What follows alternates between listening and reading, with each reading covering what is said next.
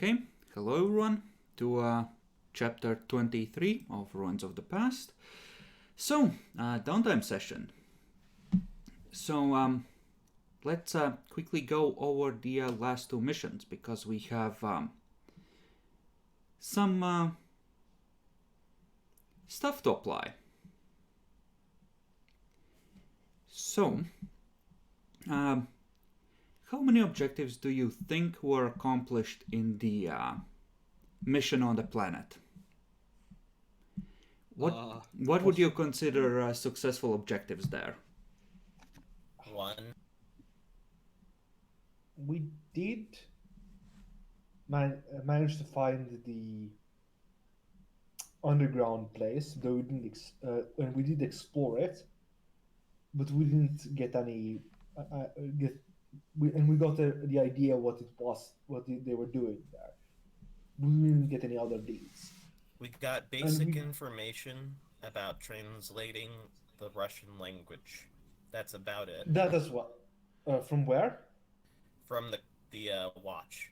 The watch that stayed on the Eldari cruiser when it got yoked, was it? Yes. However, I did send the translation of that one page. We did. So we have a pretty good reference for translating in the That future. is a good point. So, information on the complex and a page for translation. Anything else useful that you got out of there for the quest as a whole? Well, we knew they had men of iron. That's the thing. Yeah, but we kind of dealt with that in the next session. In the next mission, I mean. Yeah, we kind of fucked up in dealing with the Men of Iron. You know what, Dark? If an old enough colony, you can pretty much take it as a given that those things were there. However, the Men of Iron, if that Man of Iron does come out intact, it could probably comprehensively translate for us with no issue. So I would note that this might be a thing, but it's not connected to the mission specific. Dealing with that many Eldar, especially this strength, I think we've potentially driven off a potential enemy that's been chasing us already for quite a while. Not like users garbage. Yeah, so Eldari should not be coming back anytime soon. that assumes that they run away when they know you. Honestly, they likely have more dragon ships, because dragon ships they're important, but they don't. It's like the Imperium. You don't just have one battle cruiser. Like, yeah, Arminius. That's right, he doesn't have the Eldari lore, so he doesn't know. Mordecai. Yeah, so. And the librarian. So you would be able to figure out that essentially what you faced wasn't some random small band of Eldari. This was effectively the equivalent of the Eldari Navy. The Eldari Navy that serves probably a craft world that was sent here by a craft world. So this means that a craft world wants you dead. Yep. Especially with the stuff they revealed when interrogating us. They were very keen on not letting the whatever Svarog is, at least according to that. Whatever Svarog is, they don't want it to fall into Arminia's hands or the Imperium's in general, probably. Anything to improve mankind's situation is bad for the Eldari. So yeah, but especially interested in stopping this thing. If they wanted to just stop the Imperium, they'd declare war outright and send everything they had at us. But they know they can't outright defeat the Imperium. I will count that as a secondary objective for finding some information out on the Eldari giving a fuck and presumably knowing a great deal more about Svarog, because that gives a potential lead if you can at some point put yourself in position to capture some of the fucks who are in the know. That could give you a great deal more info. Get in a cage or I crush the crystals. That would be a good way to make them enraged and gain the frenzy talent. Yeah. But, So imagine someone flailing at you in Nerd Rage, except they hit like a truck, and every strike lands with pinpoint precision.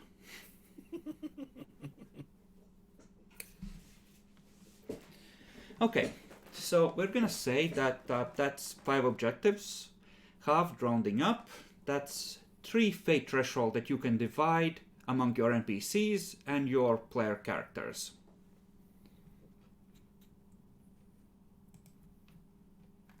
Okay, let's see who did good. I think Zarkov. I think he needs a fate point. I think he did quite a good fucking amount. yep. Between the two missions, he definitely earned one, at Definitely. least. Yeah, I'll agree with that one, considering he has 0 fate points. Really? Yep. By the end of it. He got smoked there at the end, remember? Yeah. Turns out power moles not to be messed with, even especially when you're unarmed. Even when you don't need a sword.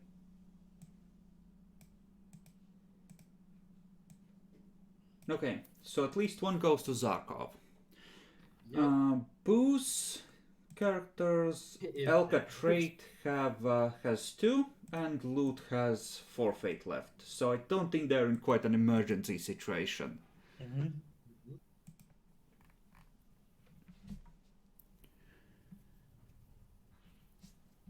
So other than that, is there someone you would like to boost? Adolphus? Demi? In mine, I think I'd boost Kybus. Kybus is at, oh yeah, 1 fate point threshold. Because I have Oh, one. definitely Kybus then. Thank you. So, I'd say Zarkov gets 2, Kybus gets 1. That way, everyone who came out of the mission alive has 2 fate points. That works. you I'm trying to. There is well, yeah. I mean, was gonna say something maybe possibly about loot, but how much fate points does this? He had 2.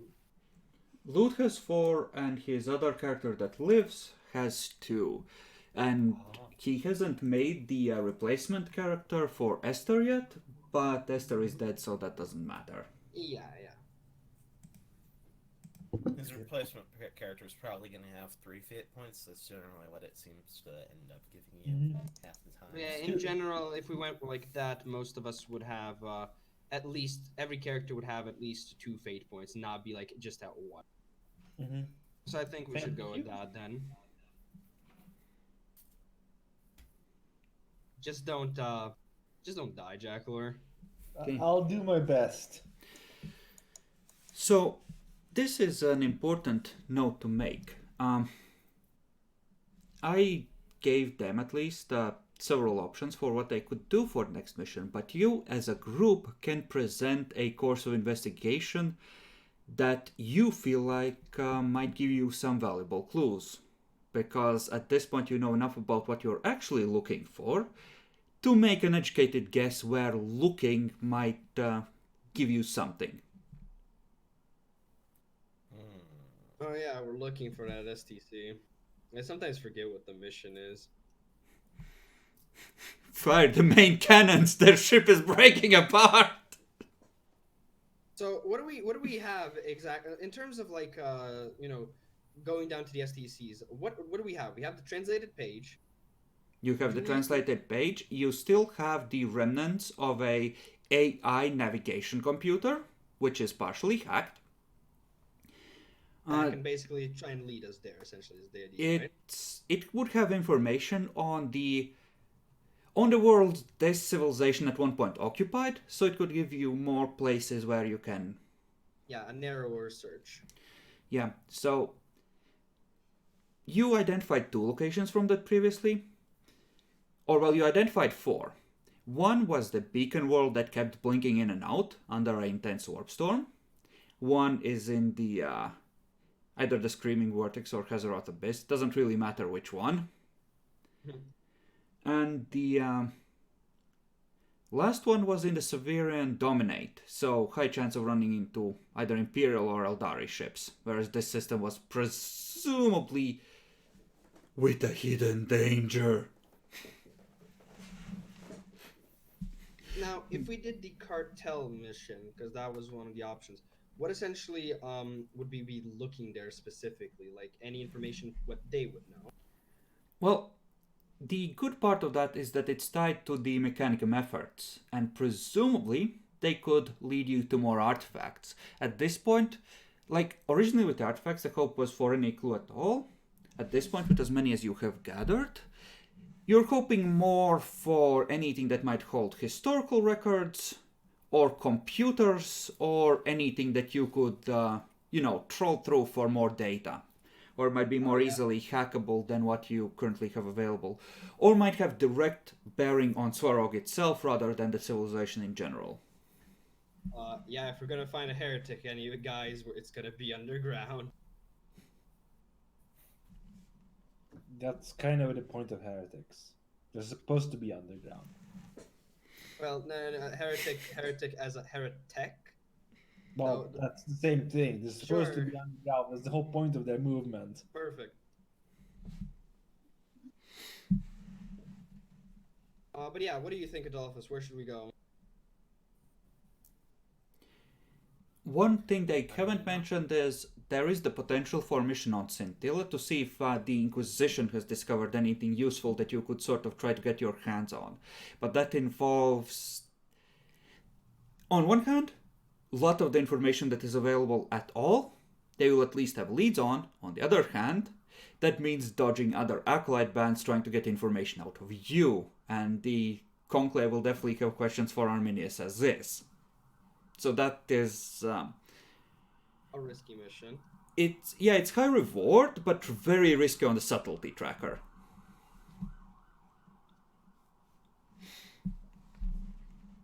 I think we should try and investigate the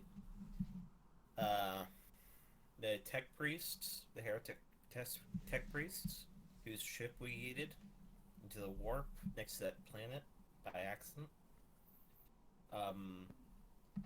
And I think we should send the Hammer of Light to investigate this beacon.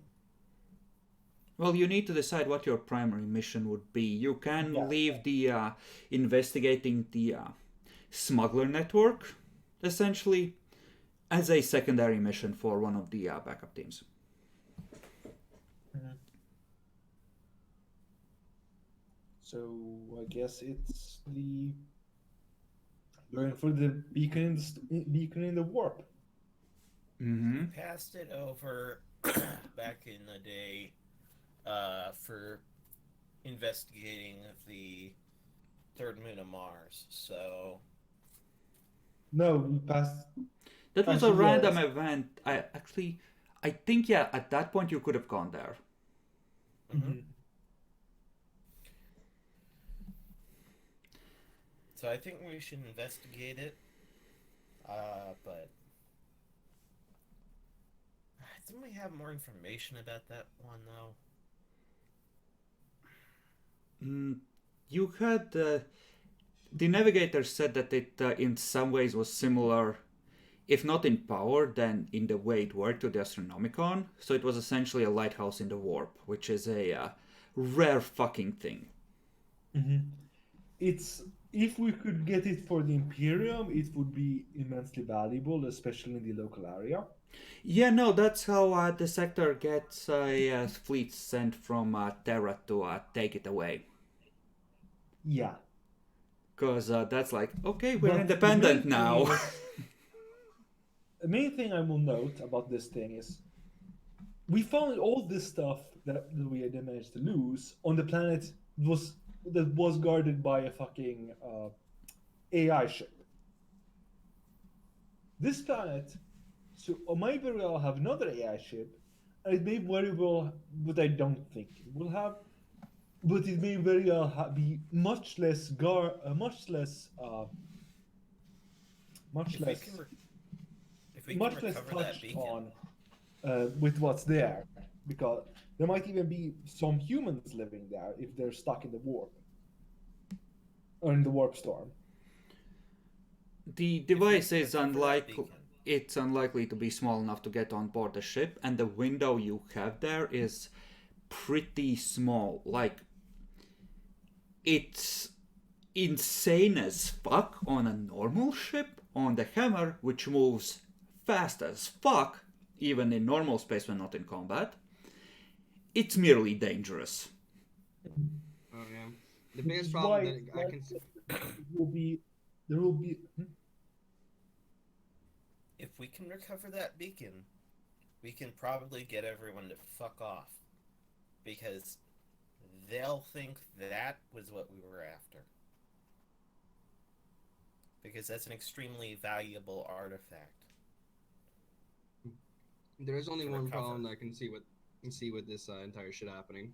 It's going down, and that is seeing that we have a short span time. Guys, what happens if our Geller field goes away again? Next time, we'll just go ahead and vent the place, rather than not doing it. I will Nah. be honest, if you lose the ability to travel the warp there, Arminius has to burn Fate Point to save the mission. Because you're in the middle of a raging warp storm. Exactly. That's the thing, and we don't time like we've already seen how like time can quickly pass by. We have to work fast. It's like if we have a short time, it could maybe just be a week that we have, even that. And if Even you then- want to be equipped to take a thing like that, you need to refit your ship for that. Because you need the big ass device for cutting components out of stuff in case it's inside a space station of some kind. And you need enough cargo space to carry it, which you currently I don't believe have. It's likely to be at least the size of a decent sized ship component. Yeah, but the point is, this thing could not only be incredibly valuable, the stuff on the planet, if there are any planets nearby, could very well have massive untouched ruins that date back to the days of Svarog's origin. I still think it's too dangerous of a mission, all things considering. High risk, high reward. Nothing Mhm. ventured, nothing gained. I mean, Did Exactly. we ever end up outfitting our Vagabond class trader with that? you did not ever say what you wanted to put on there. If you're planning Okay. to go there, you can probably send a message to, hey, get a salvage system, and except, here's the thing, the Vagabond moves a lot more slowly through the warp than the Hammer.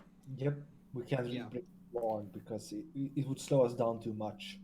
You could go ahead, and if you timed it right, you might be able to sneak it in there. Given that you're going to be here for...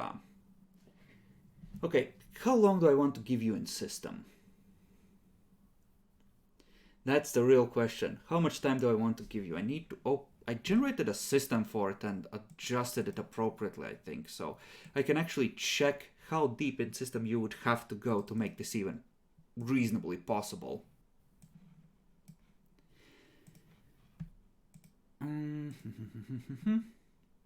But either way, I think enough time has passed that you can start making an educated guess that something has happened to make that thing periodically, the warp storm, grow and rise with some predictability. So you can you'll be able to make a rough guess of how long you will have. Which is Well, as soon as I open it, I am gonna figure that out. Because I need to set a time that's... yeah, because we need time to get there via normal routes, no highway, then go there. then have to go from the very edge of the system all the way to the supposed planet, do whatever, and then go back. That's gonna take some time.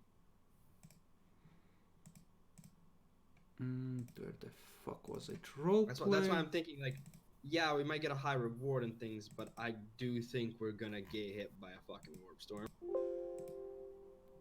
Honestly, the hammer could probably survive warp storm. Luckily, it's not too big a warp storm, so you can sort of time it. Like most people, at least on the first cycle, it was like, okay, it's down, go, go, go, and they're just setting out when it goes down. You can be in the warp, on the edges of passing into the storm when it winks out, if you time it right. That's the happy news. Well, I just realized that there's one thing that kind of ruins all calculations if we don't take any sort of precaution against it. The fucking cat. You're assuming the cat wants you to fail. Yes. The cat wants to lead us on for as long as it can, and then make us somewhat succeed. It wants to make us reliant on it. Ah, Like, much yes. like And the Hammer of Light is skittish, so out of combat it halves the travel time in normal space, we said. Yeah. So it's about 2 weeks per planetary zone that you have to get through. Yeah, let's do it this way. Let's say it's about 6 or 7 weeks that the warp storm is down. At its lowest step where, being in the system would be safe.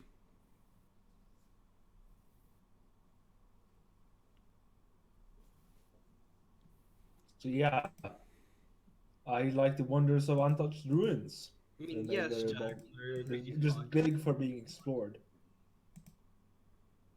What does a warp storm do to the area in normal space? It melts your when it face. recedes? Demons just need to sneeze to push through. Gelner fields don't work properly because there's no normal space to, pull into the warp because, both are mushed together. It's like you're in the Eye of Terror, essentially, just on a smaller scale. It's not a good look. What I'm Essentially, asking is, anything I decide, and if I decide to be nasty and you roll shit on the luck roll, the front of the ship turns to blood and boils away into space.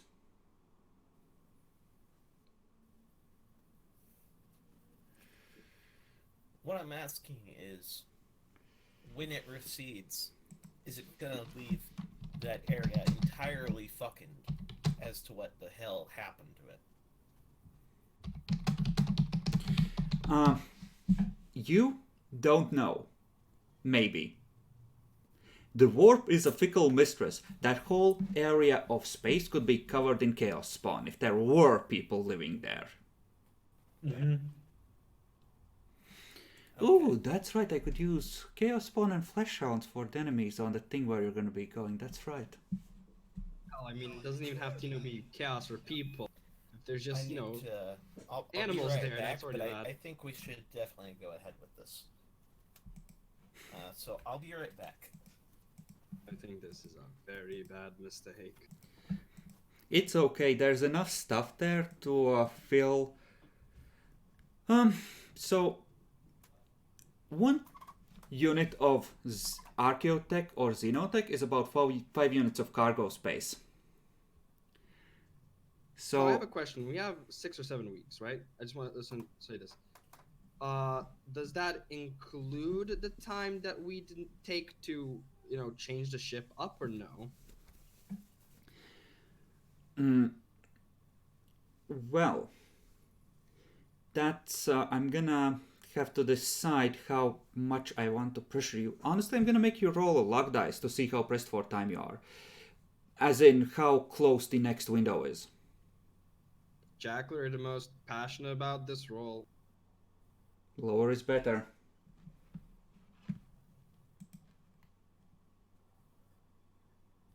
Emperor, give me strength.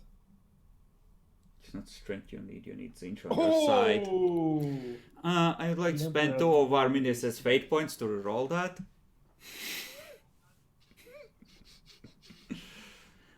You'll have enough time to repair, restock, and then head out with at least a couple weeks in reserve so that you can be either drop out at a close world or time it so that you're approaching that world at, just the right time. Okay. That being said, if you aim yourself at that place and there's any fluctuations in how quickly the storm is dying down this time, and you've decided to shave it too close, you could have a rough ride.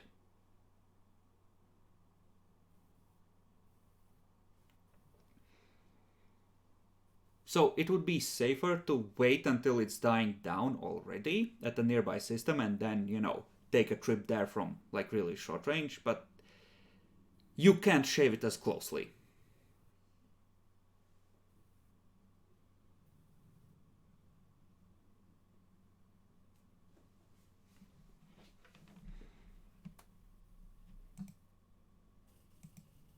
Yeah, this is absolutely cursed. Oh, I love this system. This is why I kept it. It's so fucking cursed. We're gonna be fighting most likely chaos animal. That's blood.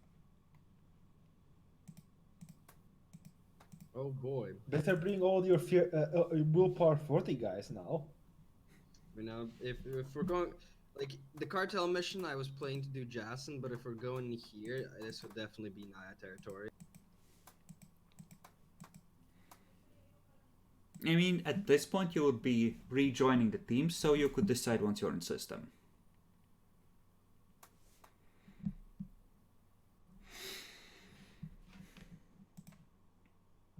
And I'm really starting to regret not doing the journals the way I'm doing them in the Rogue Trader. Because that's just like, okay, you can scroll up, I regularly make how deep into the mission timer you are, little notes, and it really works because I can sync things up real easy.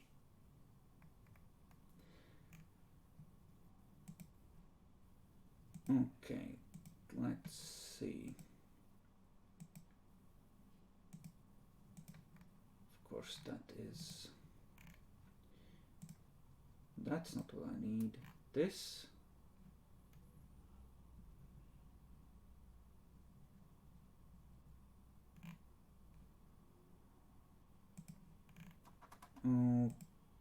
Okay, where the fuck did I put?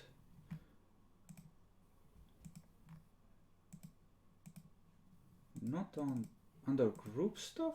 Nope, that's just spare bullshit.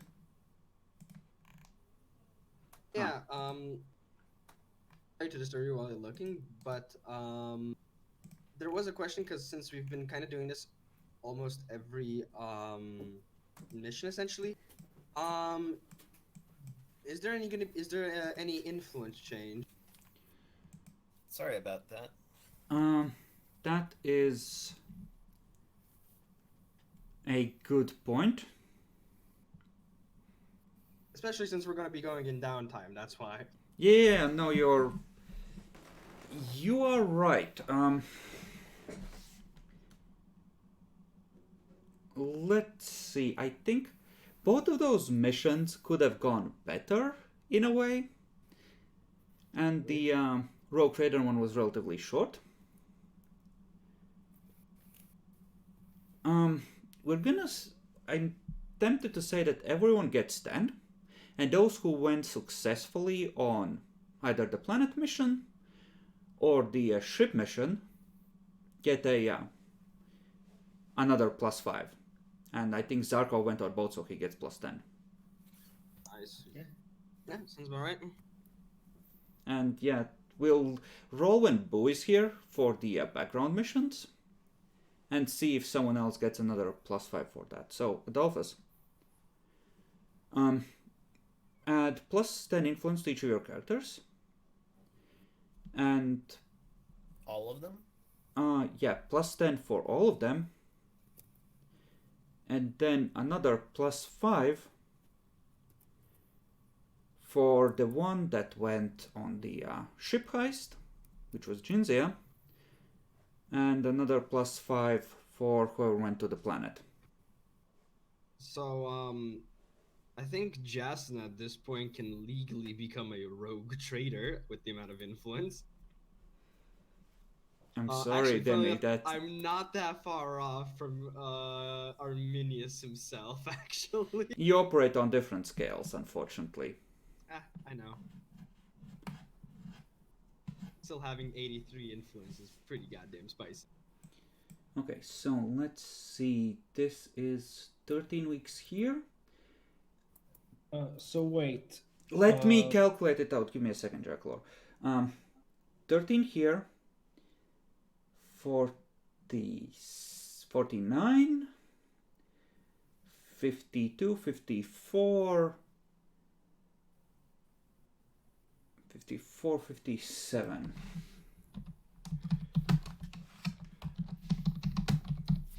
Okay, Jacklor, go. You said what did the other characters get? Uh, 10 base and +5 for each guy that went on successful mission, on a successful main mission. Okay, so Zarkov gets 20. Yes. And Mordecai gets 10. Yes, because you focus Zarkov, he grows by far the fastest. Yes. I'm making sure. And then Marius So Marius is now at 78. Okay. My Marius is at 74. 4 months spent on mission 2 and waiting for new Geller condom.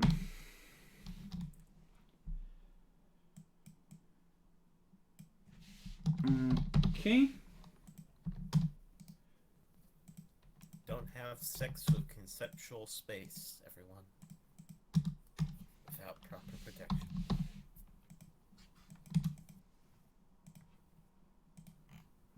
Brain is frying so hard. Okay, so that's good so far. Okay, now we're gonna borrow from Rogue Trader. Demi. Yeah. You love the warp, don't you?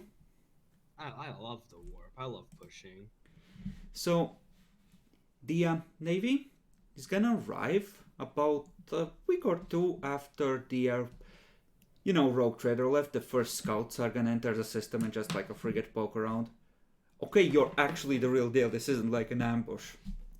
And, then they're gonna show up, like another couple of frigates, transport, and light cruiser to protect and escort you back. And Yay. we're gonna say it takes another 2 months, let's say, to install the thing. And after that, you start heading out. You still have the benefits of Warpbane Hull, because that's actually carved into the bones of the ship. Oh, yeah. I was about to ask, because, wait a second. Oh, no.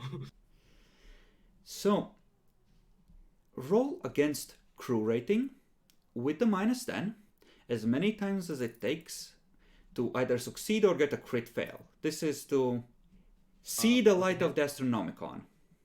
This is with the Hammer of Lights, right? Yes. So with a -10, is that including the other modifiers we have on our ship, or what? Do I you think we have Runecaster and stuff. Runecaster. We have +5 from the Black Space Warp Drive. The Runecaster is also for fun. +20 to all navigations. I will allow this. And any navigation test. Oh, the warp's main hull is to pilot the ship through the warp. So this is just should be a +25. The warp drive. Would it apply? It's. I mean, technically, yeah, the navigator is interfacing with the warp drive, but at the same time, I'm gonna say no for the Astronomicon and yes for the actual travel. So only the Runecaster plus 20. Yes. And minus 10, so that should be a modifier of just 10. Mm-hmm. Oh boy, even 50, babies. Nice. Okay. Week passes. The navigator proclaims that he has the light with the utmost confidence that some of you might read.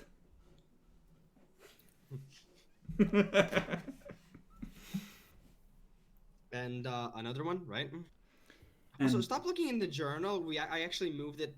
If you scroll down to ship, down, you have skill modifiers as a tab. okay, so now all of them apply, and you get a plus 10 for seeing the Astronomicon and minus 10 for being near Warpstone. So crew rating plus 20 in this case, from the Runecaster. Runecaster, Warpsbane Hull, and the Warp Drive. All of those apply now. 35. Minus 10 from the warp storm. And plus 10 from seeing the Astronomicon, so that evens out. Okay. Math, Jackalore. I wasn't sure if you counted that though. Okay. Technically, you can reroll this. How bad is it to fail this? I don't know, you're traveling through the warp. The warp is usually safe, right? The warp is basically always safe. So I think we said something like 1 week per 15 light years. Let's just reroll that, Demi. And you're coming down from the aptly named Pussum Secundus. Yup. Disgusting. Praise Slanesh. And going to Footfall. So this would normally be a travel time of 3 weeks, which you take down to about 1 week. Nice. But yeah, Demi, we're rolling that, right? So, Christ, what happens? Demi! This is a group decision. Until you have a consensus on whether you're rolling or not, I will not tell you. It's up to Adolphus. Speak, Adolphus. We never know what Arminius' fate points might be useful for on Malfire or Scintilla. Reroll it. Yes, 7. Very well. So he can burn 2, so he's just using the lucky traits, luckily. So you can just put the threshold at his maximum, I think is 5. Jackler, you control that. Sure.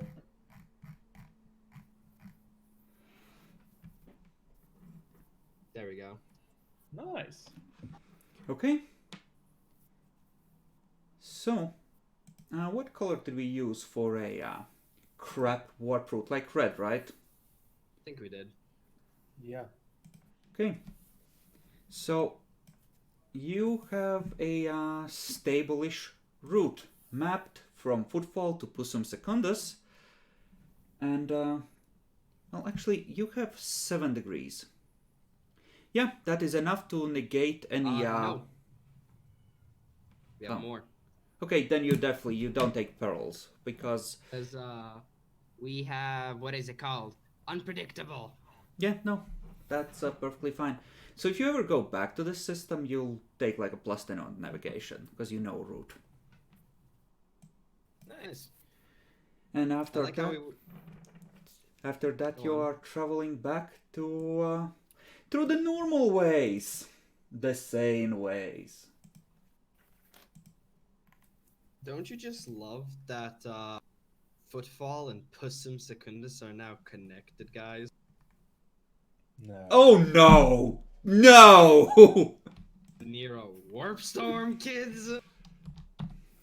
Praise Slanesh. This is why we execute any Slanesh we find. So what you're saying, heretic, is that you leave the other 3 Chaos Gods alone, huh? I'm saying I have a definite distaste for Slanesh. So it takes 5 weeks to reach Scintillan orbit and dock. Plus. And okay, for a lot of this we would actually need Book here, but unless there is something that, would really critically,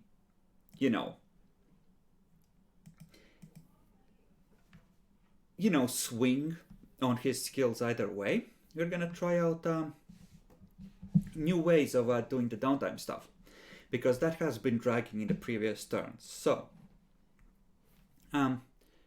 you have 3 projects, which you may assign characters to as their skills allow, and as they may be useful. These projects can be anything that helps the quest, essentially. We're gonna assume that Arminius himself is overseeing all of them to some extent, so I think I will probably exclude him, at least, from rolling for these on the regular, unless it's specifically appropriate. But other than that, you can apply your pawns to a project, and I think we'll do it this way. Once you decide on a project, we can discuss how many people can effectively, work on it without getting in each other's way. Alright, so these projects are to help in some form of way. I think, guys, the first thing we need to do is, lower our subtlety. Okay, you want to Lower? lower your subtlety. Excellent. So you access the planetary news network. That I need. Arminius requests airtime to make an important announcement. Local Inquisitor becomes social media. Sorry. On the fourth joins sentence, on the 4th sentence, the planetary guns turn on the hammer of light. Oh no. I just imagined Arminius taking control of a Vocaloid and making it just a TV show now. Ugh. Ohio! Inquisitora Arminius Sahira! I will kill you. Yeah, I sometimes want to choke him as well. Wait, no. Okay, so subtlety can be a separate thing, I would actually. If you want to do a project in terms of, maintaining subtlety, that would be something that would potentially help with the subtlety stuff without having to use Jason's special ability. If you want to just trigger that and spread some bribes around, I'm not gonna count that as a project. The whole influence thing is pretty fucking good to just remove it, because it's a 1 influence for 1d5 essentially. Mm-hmm. Well, you haven't heard, so we might as well handle that now. Asking the Navy to come rescue you in the dead end of nowhere kind of hurt you on the influence. So it's gonna be 5 plus 1d10. In Arminius's influence loss? Yes. Because Okay, that's cool. they had to mobilize a fleet for this. That's a Even 10. Not bad. Could be much worse. Jacko, you're controlling Arminius. Yeah, 108. Honestly, now my OCD is kicking in. I'm willing to spend 8 influence. Okay, so I'm gonna tell you how much you're gonna lose.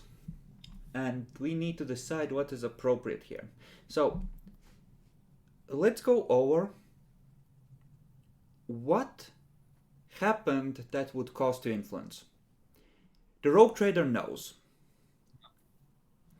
And the Navy knows you are in the ass end of nowhere, and they had scouts enough around to definitely notice like a half-eaten rogue trader ship. Yep. And also, escorting us all the way back to a very big hive world. When 3 ships all of a sudden just land, that makes some news. I mean, Navy comes and goes, so... And honestly, they wouldn't have to escort you all the way back. They probably left you at footfall.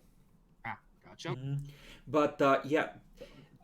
Like, the... at least the bridge crews of, 5 ships, knowing that this is a really weird and fucky system and a really weird and fucky planet you are orbiting, that definitely adds to the what the fuck is he doing? Mhm. So what I was thinking, and please let me know if you think this isn't fair, 1d5 and 1d10. Sounds good, honestly. Okay. You guys then go for the 1d5, 1d10. I already rolled. No. This rolls in secret. You never know how badly your influence is getting hit. Okay.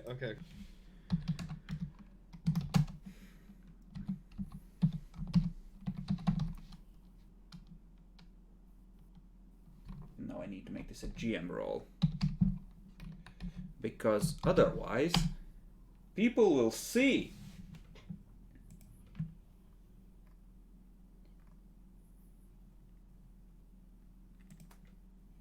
I'm gonna add this to here.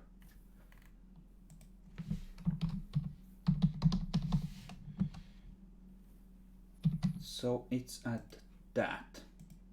Now, that being said, you're in the ass end of nowhere. And, well, you're not coming back when selling any major artifacts.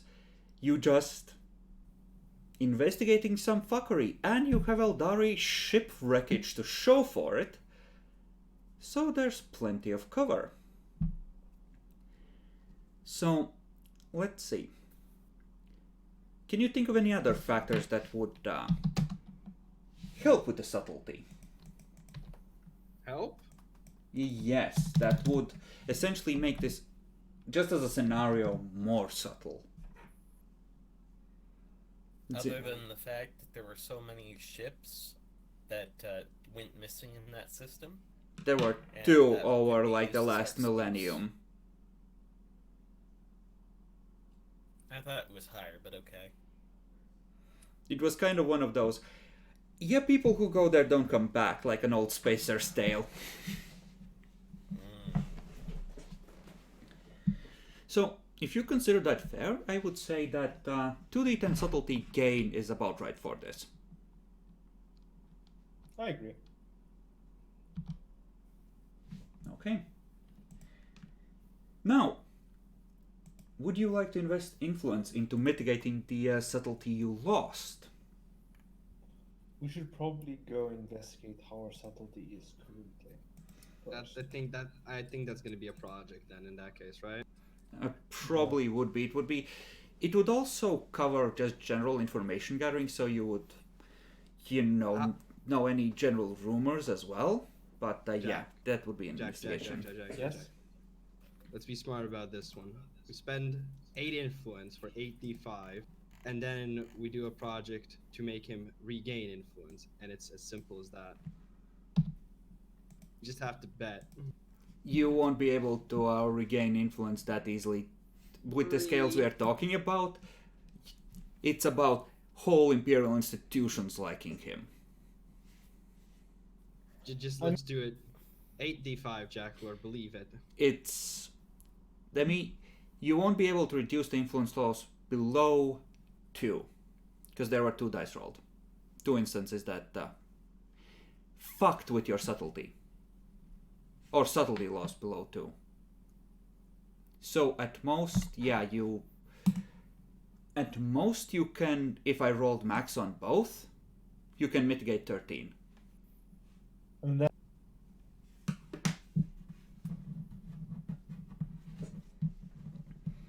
And I'll also say that it's kind of hard to know just how much info is gonna spread from this, because you kind of have to preemptively deal with it instead of being able to react to it. Because So fine, let's do the first project then as, finding out. okay, general info gathering. Who knows who, how info is likely to spread, etc. So, that's one of the projects. I'm gonna give you another handout for projects. So you can write down what we roll on these. Nominate one loser among yourselves to be the bookkeeper for this. nope. GG. Okay, how am I supposed to do this? Projects. Just write Project 1, gathering information. And then under that we're gonna roll the character's name, what they rolled, and what degrees of success they got. So, which of your characters could be useful at gathering information? Now this won't take any. Now, only one. Just to get something clarified, we have the personal ones, and we still have the group project. Yeah, the group project, like each character can do a personal project, and that won't you won't get cucked out of it. It's assuming that you're just, if you're not doing a major project, your on duty time is just occupied with less important stuff. So in general, but in one character can only go on one group project, right? Yes. You don't have to roll now. You can decide on your other two projects and then talk among yourselves how you want to divide the manpower. Okay. Given that this is gathering information and it's a large world, I would say it's something like 5 characters could go on this one semi-effectively and gather like from different sides just a general picture of how things are going.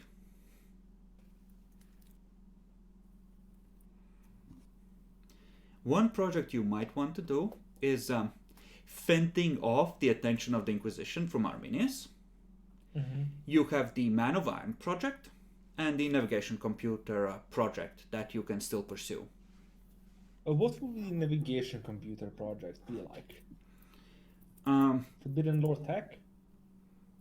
It would be mostly technological stuff. Also, some linguistics could help. You probably would be limited to 2 or 3 people that can effectively work on that at once. Okay. I think the star charts thingy would probably be really important to do at this point. You mean the hacking the server into the navigational computer, right? Yes, Yeah, doing that would be nice. To be fair, with that we could even see if that blinking bullshit is even a part of the play. You know that it is. It's one of the 4 that were available as recorded, Okay. Navigational, wakhouses, etc. Bases that civilians were welcome to try and escape to.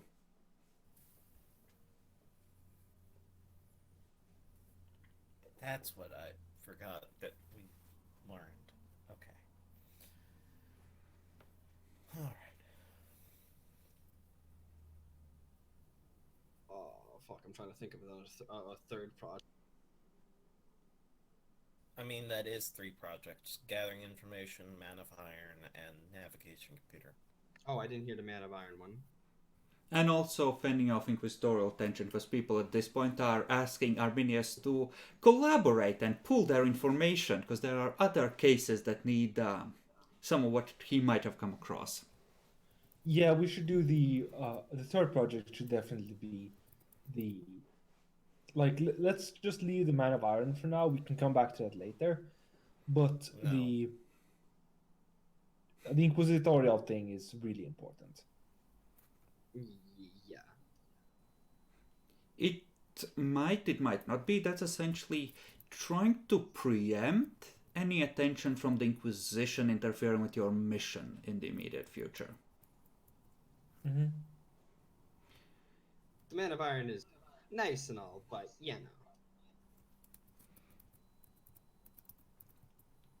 Okay. In terms of inquisitorial stuff, Arminius would try to limit the amount of people that would be involved in that. So it would probably be something like up to 3 people. With, Yeah. him as well. We might want to skip the gather information and do that. Well, who can even do? We could always skip the gather information and do the Man of Iron instead as well. The what?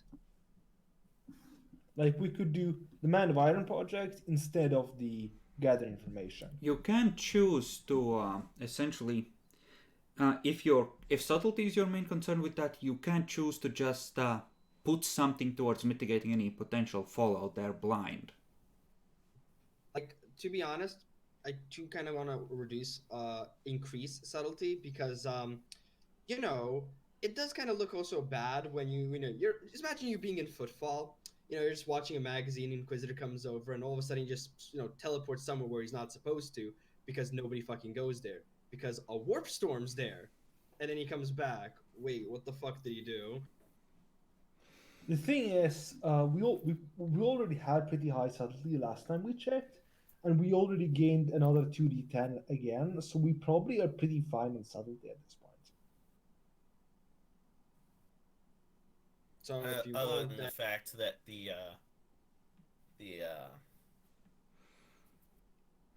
You say that, Jacklor, but we all know how the dice love you.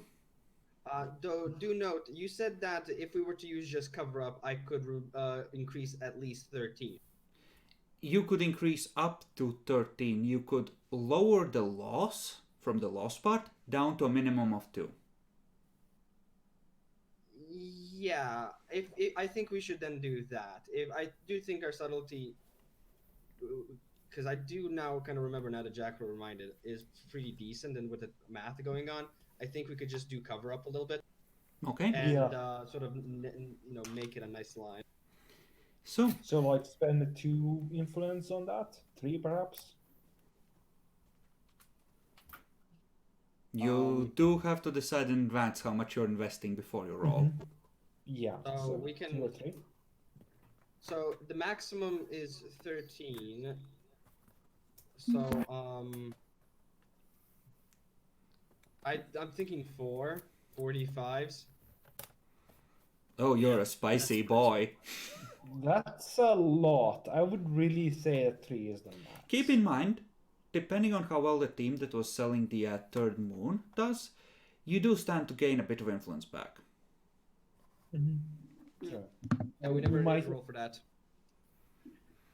We should do that once Boo is here, same as for the other background mission, because that will... Fair enough.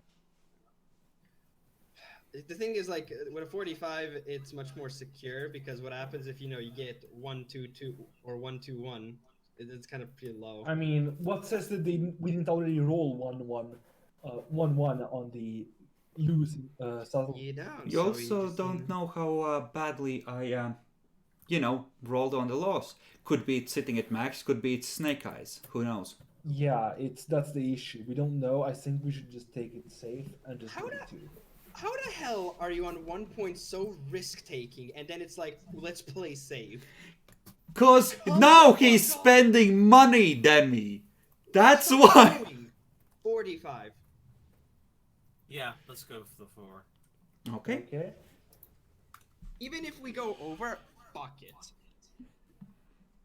Reduce 4. I'll do it. That's an even roll. That's perfect. There we go.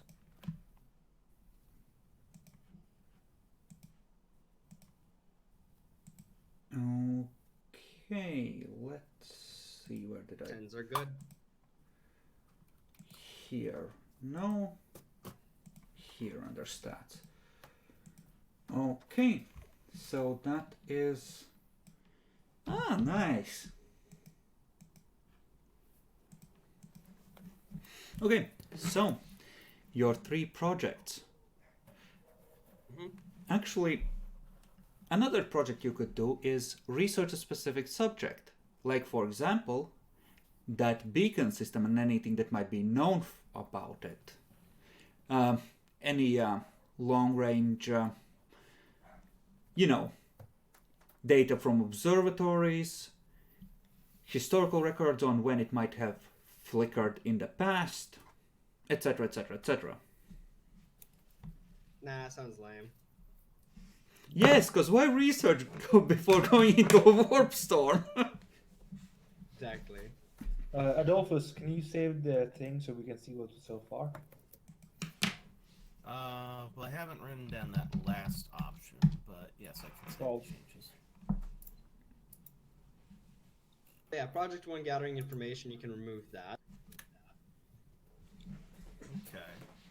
So just so we can have like at least from your characters, we don't know what Boo's characters have necessarily. What characters you guys have that could contribute to each of these? Mordecai can either do Man of Iron or the navigational computer.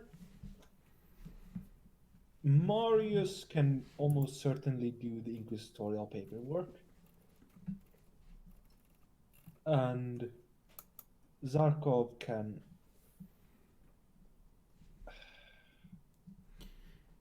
For the inquisitorial stuff, logic, deceive, and things like bureaucracy are all good things to have. In terms of me, Jason has some deceive for the inquisitorial paperwork, but Kybus has 4 dots of logic, so that's also good there. But Kybus and Jason both also have tech use, and Kybus 4 ticks of logic, so that might help in the first 2 either as well. Naya, however, with all his bonuses, Mordecai has a like 90 or 80 on his Archaeotech roll.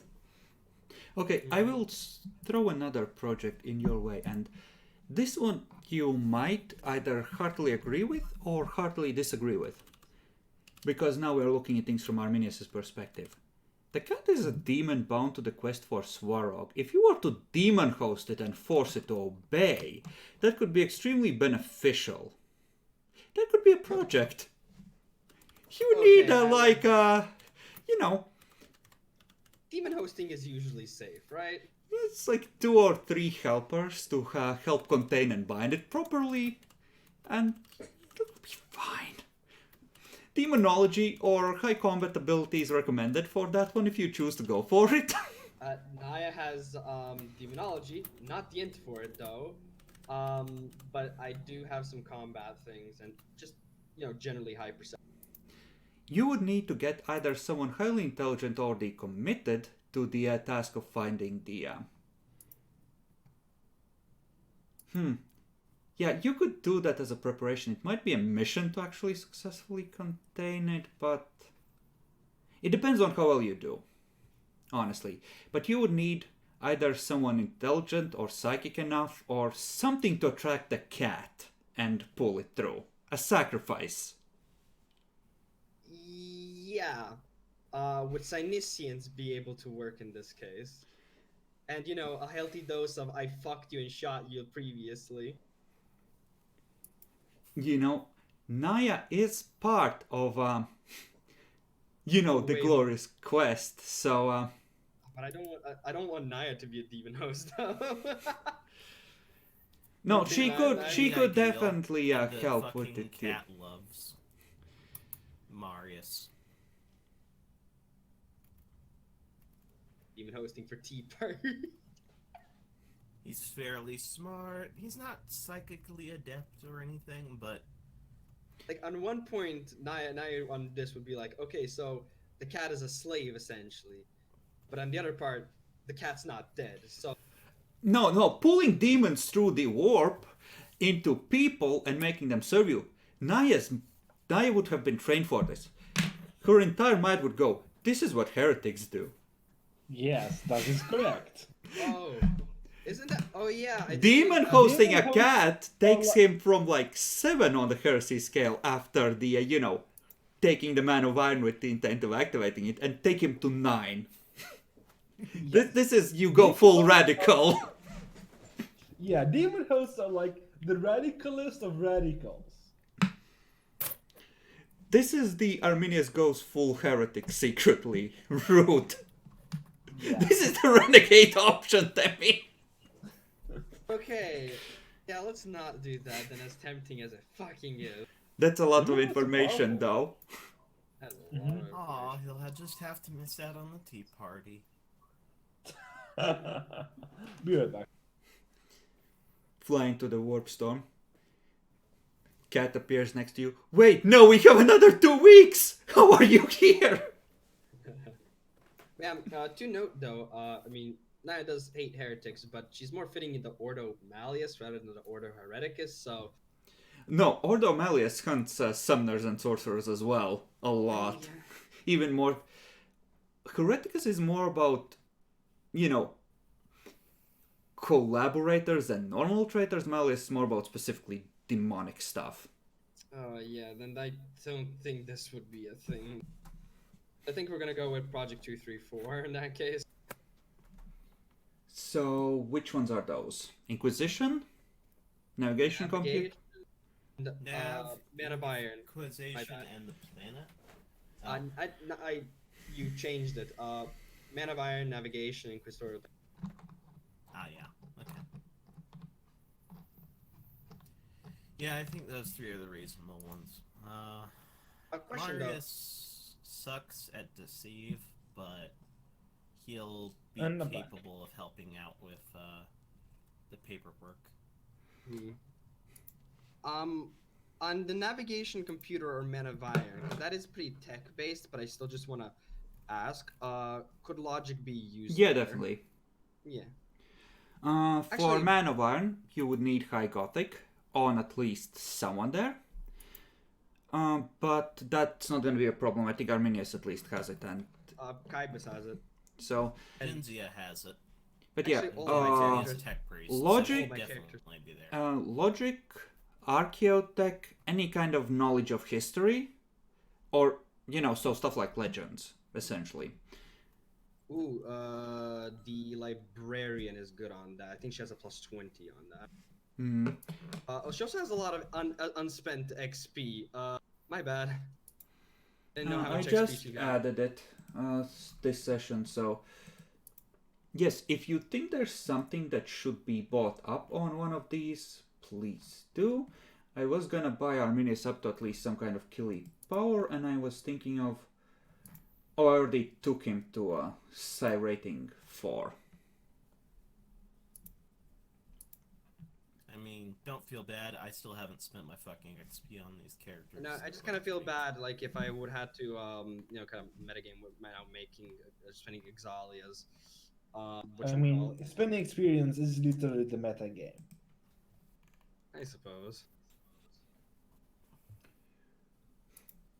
Well, she has a lot of XP. She's more talent person, so we could go really bumping up that Archaeotech to 4 ticks. Mechanicus would Cool. like to know your address. That Like, would cost her. Mordecai would roll on Archaeotech thanks to his Yeah, cerebral implants. I will probably do it this way. If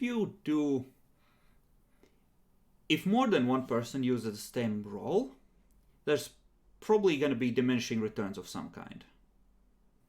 So it's better to have like Mordecai with really high Archaeotech, and then have Exalia come in with like legends. Yeah, she also has plus 20 legends. So let's get that legend to plus 30.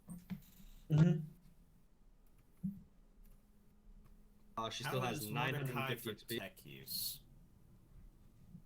He's amazing. I think.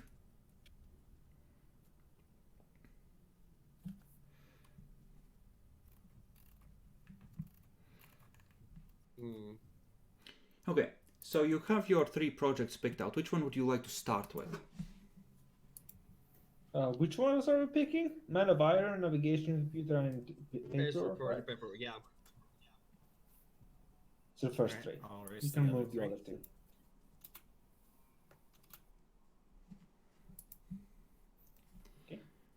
Okay, so all of these are up 3 people ones, which means that you're not gonna have necessarily everyone joining in, but that's fine. That's other cases you might have a bunch of larger projects and not have enough people to fill all the slots.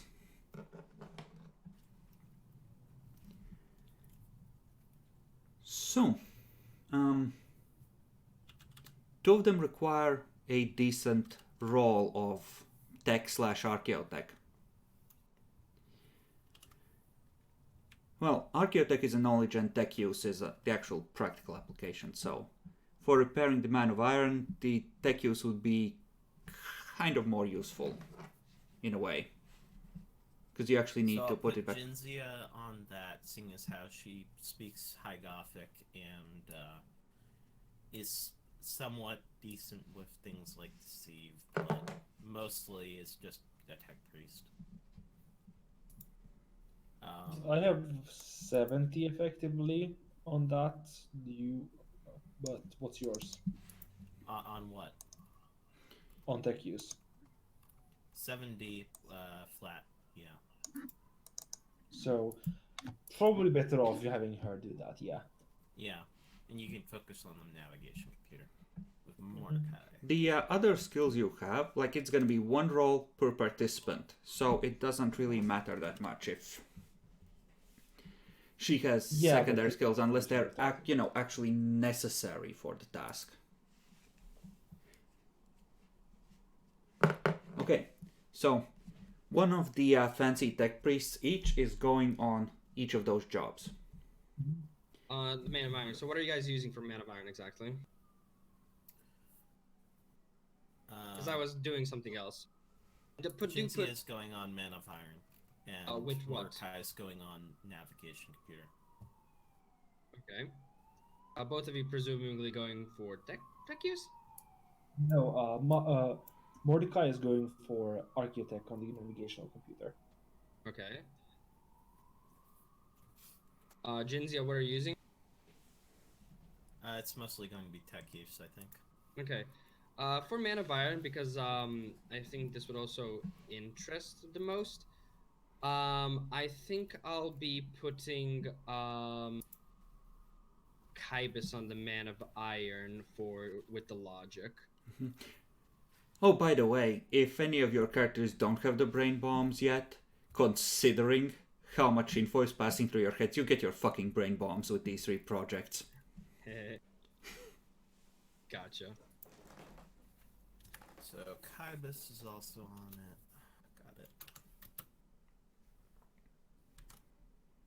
Got it. Okay, Kybus is going on the Man of Iron. Okay, there's one more slot open there.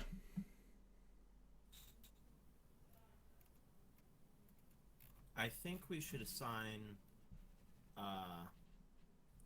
the librarian to it.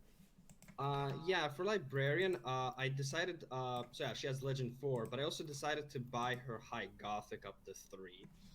So, yeah, up to you. I think it would be Legend in this case, or is that navigation? Legend probably. Legend, yes. Sure, let's put Exiled and for Legend. How do you spell her character name? I'm not Axalia. Ah, okay. It's literally written down. Okay, so that's the 3 for the Man of Iron. Is there anyone else you wish to add to the navigation computer efforts? The navigation, I could do potentially Jason, because he does have tech use, but just like one dot, I think he might be better suited for the inquisitorial. If you have the system doesn't need to be repaired. Tech use would be more of a secondary skill. More important would be things like logic and languages for that, or something that, like astrography, if someone by some miracle has that. Jason would have has 1 tick of High Gothic, Charm, Deceive, that's his thing, and 1 tick of Architect, but he has now Infused Knowledge, so he kind of knows a little bit of everything. Keep in mind, you want... I guess Zircon Marius could go on it, because he's got Linguist. Linguist is a question of whether or not he should go on the paperwork or the navigation computer. Linguist and High Gothic are both acceptable. Marius for the paperwork, so... Well, and Zarkov is kind of useless, so... Okay, so it looks like here we're kind of stuck against who goes on the paperwork. So who does go on the paperwork, since we kind of trying to think about that first? I have Marius goes work. Inquiry or Scrutiny would apply, I guess, or Charm.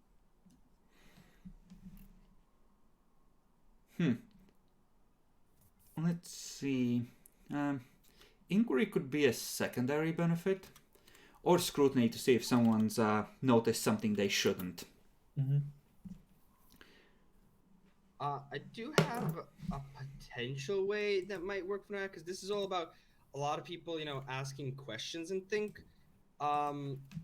Would perhaps awareness be able to be trying to overhear things, essentially? And here you're trying to more direct suspicions away from you. So it's less about overhearing them, and the Inquisition usually, in their own fortresses, the pets are kept on a tight leash, and those who make it to Inquisitor are, well, you don't survive long enough to be one if you're that dumb, usually. Yeah, honestly, I don't have much for Naya, to be honest. It's perfectly fine. When we do go after the cat, she will be ideal.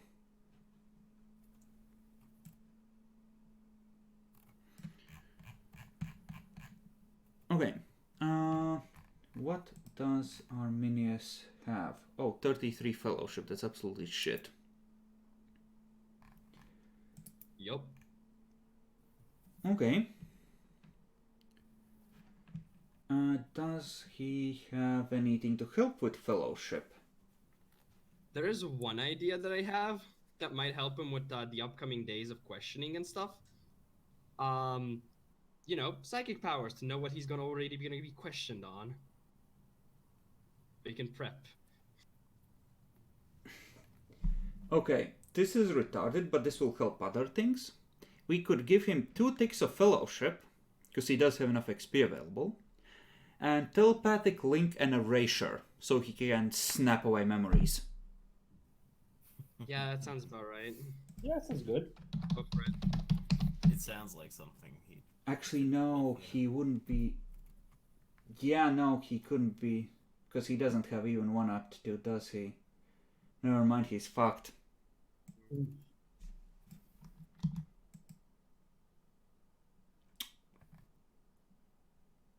As in, he could, go up 2 ticks in fellowship, but he wouldn't have enough left for the actual powers. Mm-hmm. Do you still want to invest towards that? Probably worth picking up fellowship on him anyway. Yeah.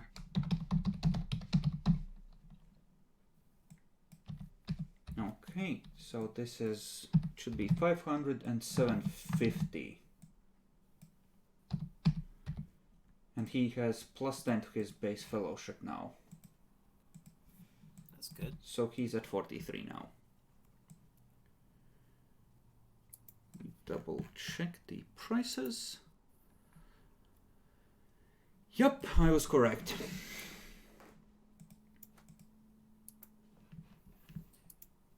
So Mordecai's on a nav computer. I have one character who's capable of helping with the nav computer or the inquisitorial paperwork who's actually useful for It's both. not just paperwork, it's more like inquisitorial information sharing. I know. The name was just me being snarky. Cute. Okay, so who is going on the paperwork? Who's the leader of that effort?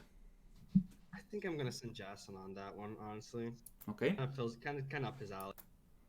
Mm-hmm. Arminius just Yeah, grabs my his shoulder. mom For is the nice. love of God, don't be a moron. My Marius does have quite a bit of charm, so that might work, and this was inquiry. Yeah, actually, scrutiny Charm fits was, really well because very relevant. I don't think they would be part of the Inquisition. and charm can be helpful, but less so in this situation. If you are using the information you have to farm favor with other inquisitors, then it would be very important. But here, scrutiny to see if you're letting on more than you should is kind of important.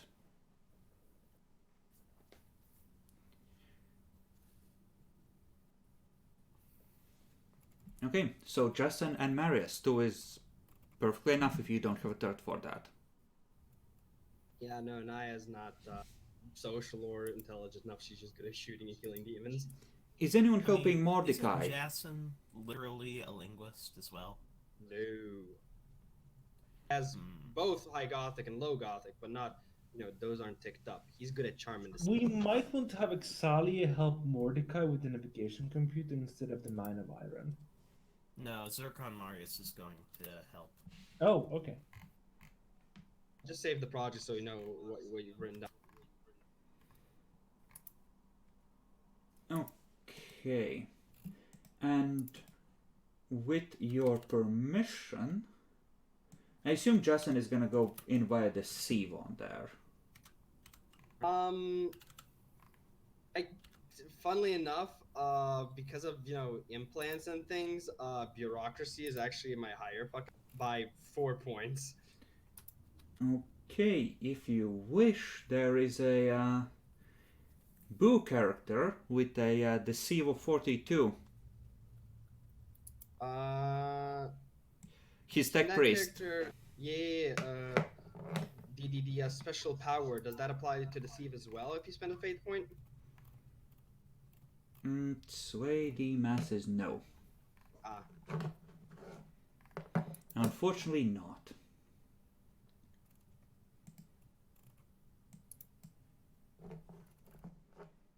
Yay or nay group? Is he going on the Inquisitorial Info Exchange or not?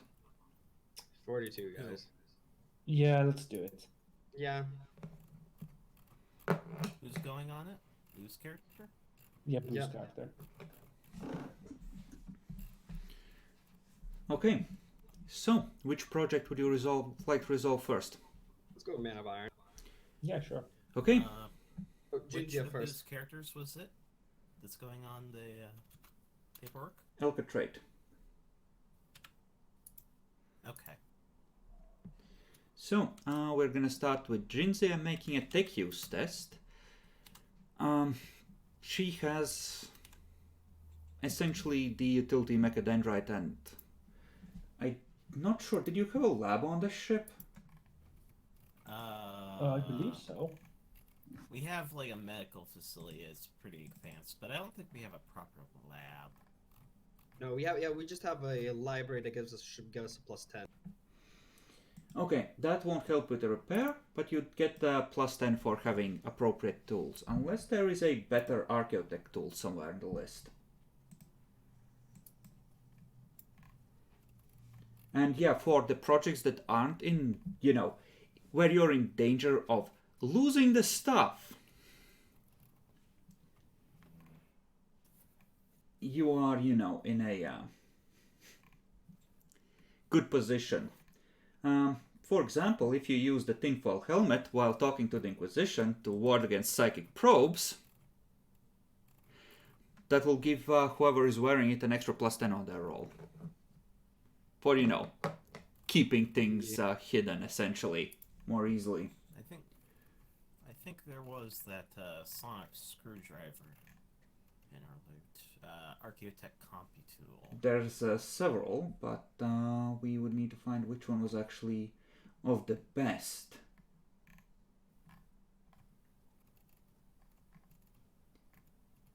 Not... Okay, so we have an imposing one, which is kind of It's lucky and cruel, so not much use in this case. Then we have a combi tool that is compact, trusty, and surly. We can look up what... I'm gonna need to open the Stars of Inequity to find what compact does on an Archaeotech treasure. A I'm compact pretty is sure Yeah, I'm pretty sure it just reduced the size, so it's a fucking sonic screwdriver. It's a Wonder of the Dark Age, so it usually has other effects as well. It's not just the, upgrade.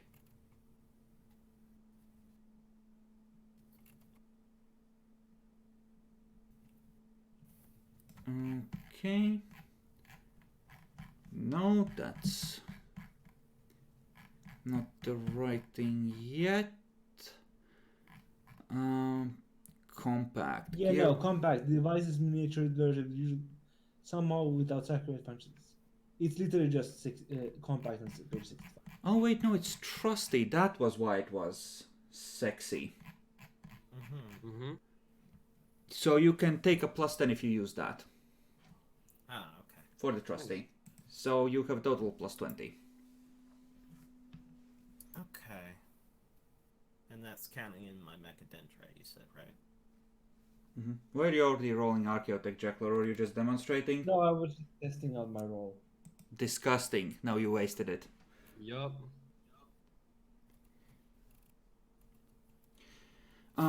In terms of requisitions, by the way, we're going to change that up as well. I know some of you have saved up requisitions. You can make as many requisitions as you want from now on within reason. So about 1 per week of in-game time, but for each successful mission, you can apply a plus 30 to 1 requisition. And your saved requisitions you convert to plus 30s. You get half of your saved requisitions as plus 30s rounding up. So if you have 5 saved up, you can apply plus 30 to 3 requisitions of your choice. Fuck, I don't remember how much we had. I forgot to track that.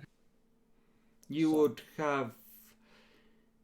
There's however many you had before these last 2 missions and 2 more plus 30s from the last 2 missions. So convert it on your own. Don't fuck up. So plus 32. You said for it's Dark Oak, you divided get in plus half 32. I and then need rounded 1 up. requisition. Please don't talk over each other. Sorry. Adolphus. You said it's divided in half and then Rounded up. Yeah. I know I'm changing this on you suddenly, so I'm erring on the generous side in case you were saving up. Okay. Well, let's go. Let's focus on rolling these projects for a time being. Yeah, so... Oh, Jinzia, roll. I just wanted to make sure that so that counted in my utility mechadendrite. I assume my The utility mechadendrite is what you would normally use, but instead of using that as your multi-tool, you're using the Archaeotech one, so you just get a plus 20. The utility mechadendrite doesn't add another plus 10 on top of that. Okay. Okay. You're pretty sure it will boot on. That's a really shitty roll, but well, We have others. So you probably want each name on a separate line. So write down that Jinzia made a tech use test and got 3 degrees. Okay. Okie dokie. So Kybus is next. I'm gonna be using logic. Start with Exali actually, because the moment that thing comes online, it's gonna want to know what the fuck is going on. Understandable. So legend on her case, right? To try and explain. With intelligence or fellowship because of explaining? Intelligence is more about laying out data. Okay, let me just see what she has, because I know she had some things. Scribe Tines, and this is Legend, so Calculus Logic does apply, so that's a plus 20. Memorance Implant, I don't think she's gonna hook herself into the Man of Iron. She could.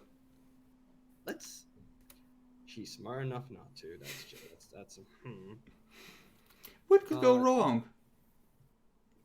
I could roll that, or we get instantly 5 degrees of success, but she has like she has a large ass. So, target modifier of plus 20. Nice, that is 6? 6 right? unless she has a natural intelligence. Nope. Okay, then 6 degrees on Scholastic Lore Legend. And that was for Exalia.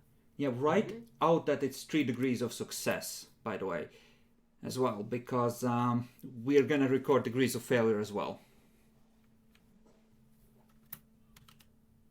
And Kybus. I have. You have Logic. roll logic, but I think I'm tempted to make you roll logic with fellowship in this case, because at this point you're trying to show that to actually converse.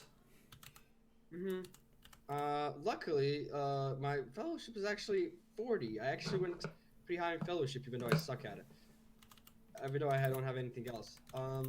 Just to see if I have anything else. No, I don't think so. No, that's peer, key intuition, resistance, no. And just see my gear.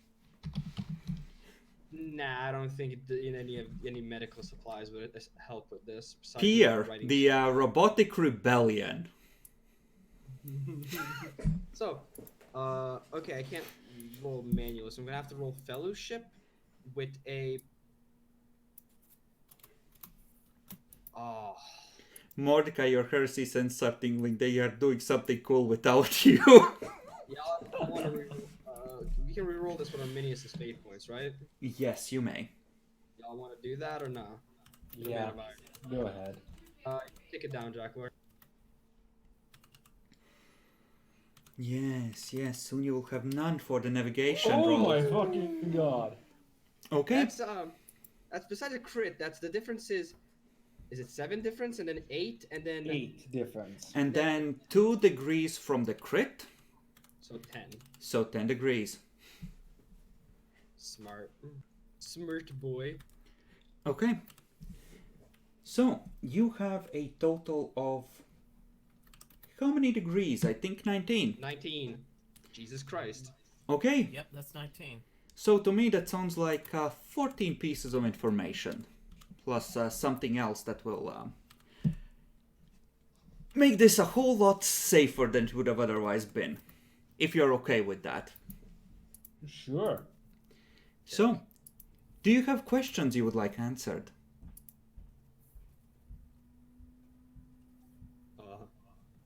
Good question.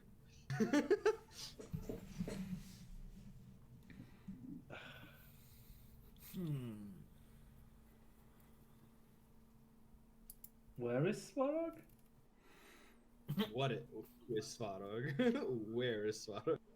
I mean, we already know what it is, and it's not going to know what it is. Well, we have an idea of what it is. What do you want to ask No, it we about literally know Swarog what if it is, you... It's a ship. Yeah, where is a good start? Okay, do you wish to ask about Swarog? Telling it that it's a ship and that showing it a sigil presumably. Mm-hmm. It tells you that it is unaware with of a ship under that registration, and presumably this is a big and important enough ship for it to give a fuck, since you're asking a lowly soldier like him. And it's gonna also inform you that it's a new tradition marking ships and forge worlds with sigils like this, as far as it's aware. Whack. That says to me it was manufactured slightly on the tail of this, maybe. So it was created at the end of the dark age of technology. Presumably.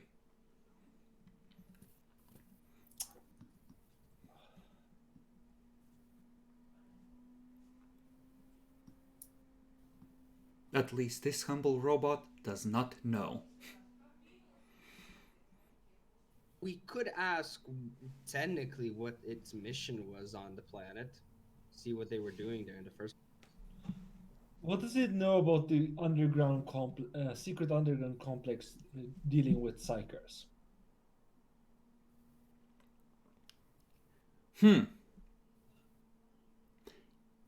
Okay. You describe the location, ask about the facility there. He tells you that he has no data, and his standing orders tell him to essentially arrest and contain you until you can be questioned about why the fuck you're even asking about this. I guessed as much.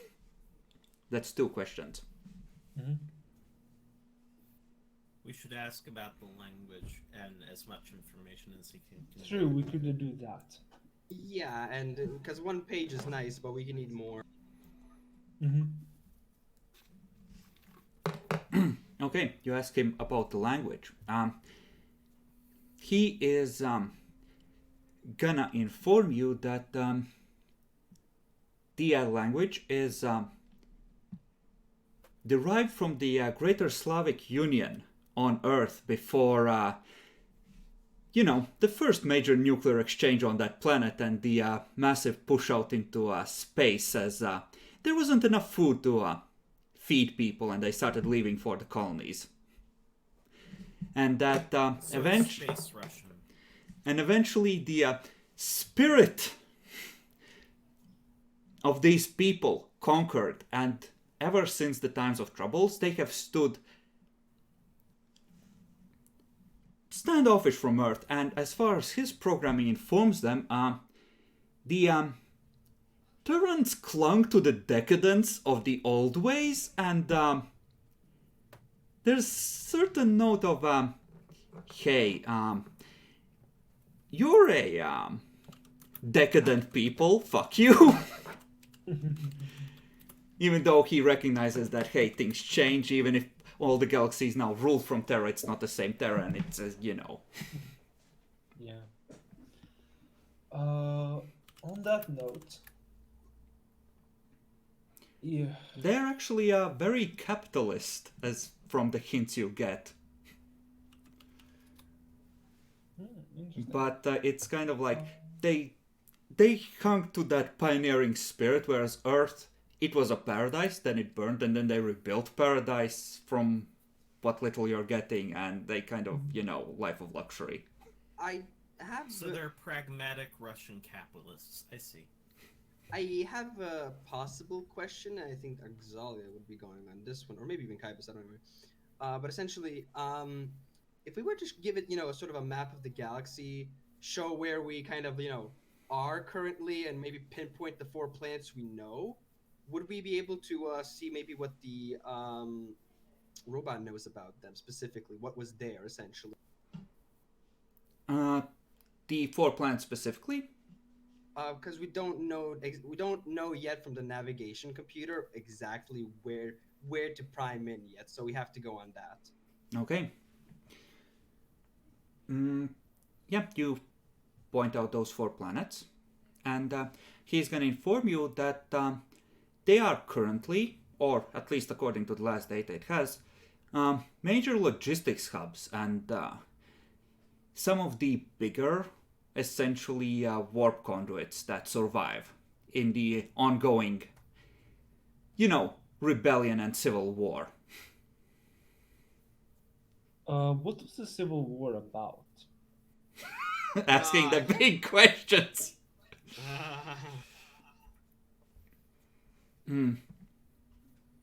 He's gonna inform you that the part of him knows, but he has firewalled that part off, so it does not force him to try and kill you right now.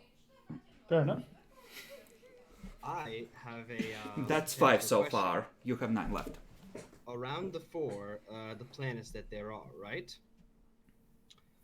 Does his data contain knowledge of at least the names?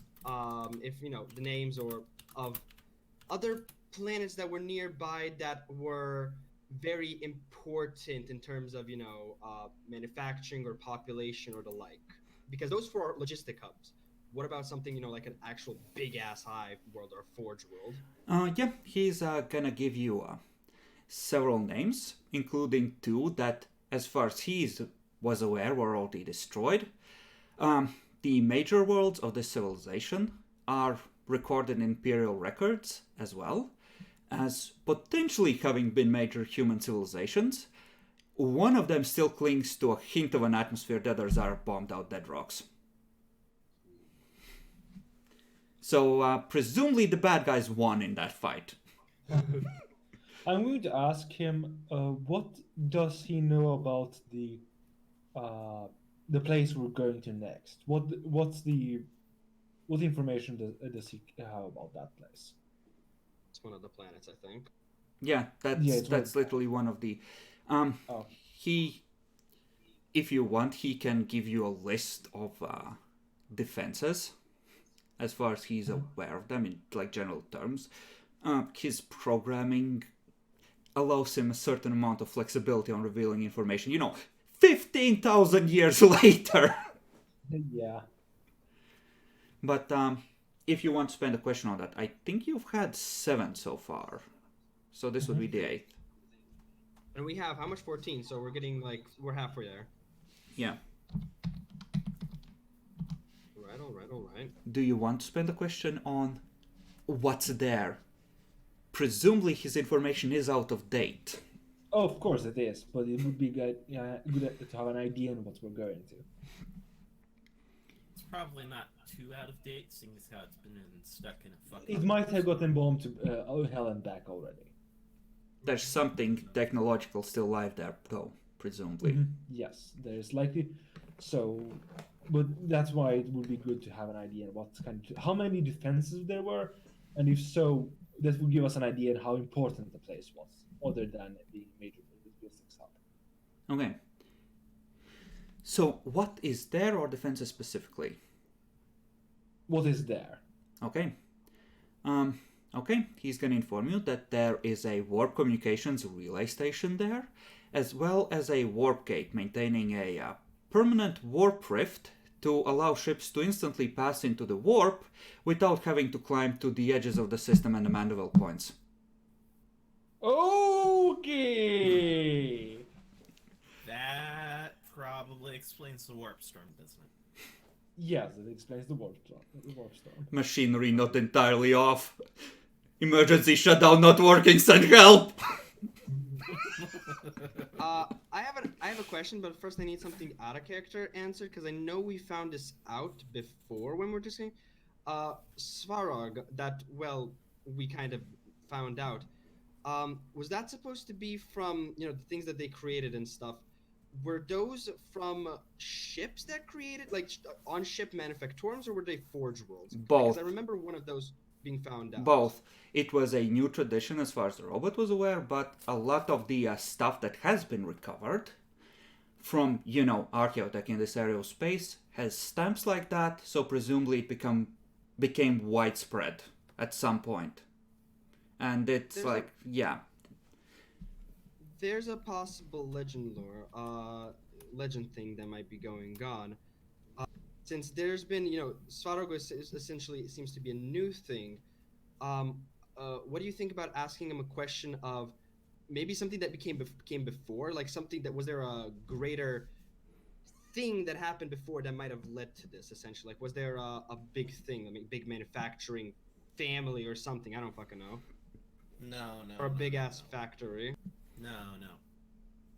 We need to ask about details of ships capable of having manufactorums on board that match. We could ask them the general design of the design of their military ships.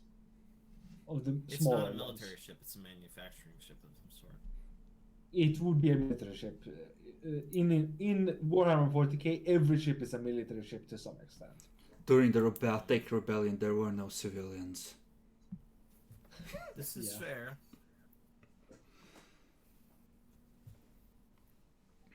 But we can ask them about what the design of their planetary defense ships was. The one we destroyed, so we have an idea on what we were up against. What the design was on the one you destroyed? Yeah. Okay.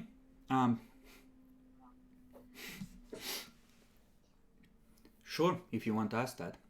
He will inform you that the idea with those was to have a fast system defense ship that could spread out and patrol the entire system in numbers, then converge on an enemy, and in a coordinated strike overwhelm its shields and cut it apart with lances effectively. It was a swarming thing, and given how hard that thing hit and how it's self-repaired, oof. If it was part of a swarm, it gets fun. I have a question, and I think you guys might like this one. Since we kind of know, some of the planets, some of them were bombed and things, and there's obviously been fighting and things, and we are looking for technically an STC. what about a question of, was there any particular planet or location that was very heavily guarded, that they were particularly defended? They wouldn't have guarded STCs particularly. It was a basic tool for them. Every colony got one. Yeah. Oh. Fair enough on that one. That's the dark age of technology for you. Everything was an STC. Where was your planet's STC? Right in that crater. Oh. And If that, we're gonna folks, ask is something, why we should everyone definitely forgot ask how the- to make things. We should ask, which was the most heavily defended planets in this area of space? Do you wish to do that? Yeah, I'll still go for that one. Still gonna give some information. Okay, it's yeah, that's a good question. I will give you one world which you were not aware before. It's gonna give you 3 planets which were mustering grounds and shipyard facilities where the quote-unquote good guys were mustering forces and were considered high priority to keep alive. 2 of them, yeah, Imperium found signs of remaining orbital wreckage there. One of them hasn't been explored yet. Nice. I have a question. You can write under that project that you have discovered the location of a potential shipyard world. Chris, Mm-hmm. where are the felonids? It informs you that they are in the galactic southeast, mostly, where such genetic aberrations and modifications were popular. And they are effectively on the eastern fringe. What is that eastern, out of character, what is that eastern fringe called? We know that. Cool. Yeah, you show it a current location. It points at the Atlac expanse, the outer edges of it. Let's go. So that's So you said it was a. No. I gave you your answer, Demi. That's metagaming. Too late. Fuck. You said what? You said it was a manufacturing. A potential shipyard world, like a fleet facility, effectively. Okay.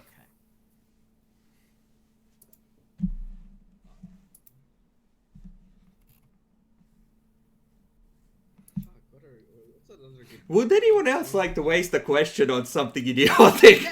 That was a metagame. That was not. I gave you accurate information. Fuck you, Demi. I'll take it because I know they're felonids now. I mean, we knew this already. Yes, Jack. But it wasn't 100% canon. It's now canon. Have fun invading Kawaii Land. To exactly answer this metagame, I just imagine this random fucking guards coming in with tea, and it's like, man, where the cat goes? Arminius turns around and shoots him in the head. But the robot starts answering nonetheless. I mean, I'm summarizing, but effectively it's more a question of time than specifically questions, because you have to parse what he's saying, bring up data, show it to him. It's just assume that for every one of these questions, there's more, like, details and work there, and it's like half an hour to hour for each question that you spend with him.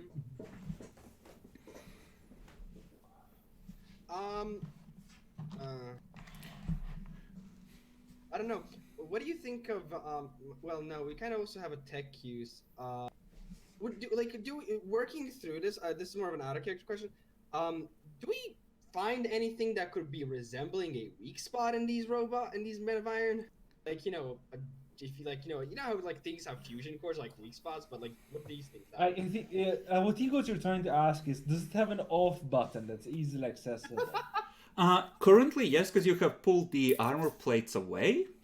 But the combat programming at this point, you would have to kind of juke around it, because it's kind of automatically moving to keep it away from you without even thinking about it. It's a Mark 12 STC designed combat robot. Can you give us the designs on its weaponry? You're going there, Jackalor. Would you like to spend a question on this? Wait, you fool! Don't spend it like just weaponry. Give us your entire design. Okay, so you want any information on its design it can share. It doesn't, strangely enough, have much, except for the weaponry, which is meant to field maintain on its own. Oh boy. So, while it can't rebuild this, it does have a combi tool implanted, and in theory, it can make crude field repairs, which are still better than some Imperial tech, and could in theory be sold for little influence, because it's a small improvement to common designs. Guys, self-repairing murder servitors, just what we needed. Murder servitors don't have much brains. These things move in a pack with strategy like fucking Space Marines. Oh, that's disgusting. Yeah. It's like a Cylon assault from the reimagined series.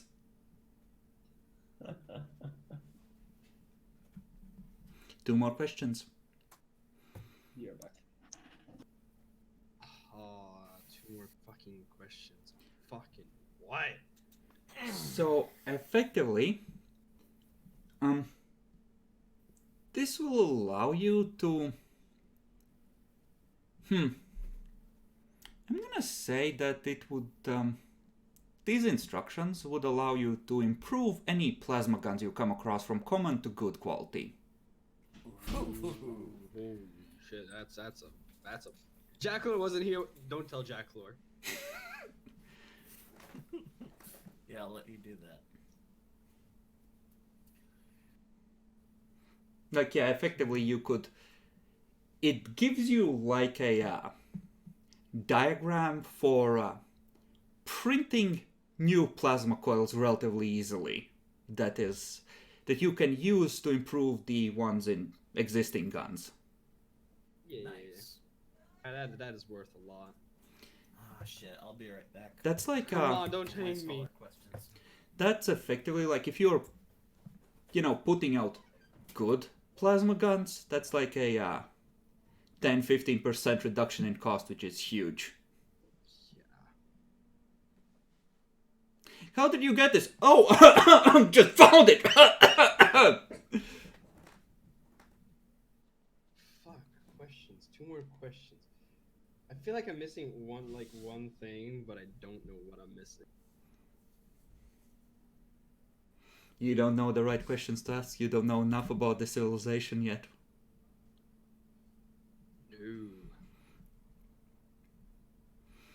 No. I There even is know what you could ask about, but I don't want to hint because there needs to be a challenge and mystery. There's a certain question. It's like, things from the Dark Age of technology. That's nice. And just ask a question. Did you guys find any ruins that are even older? Yeah, he will tell you about the mysterious race known as the Eldari.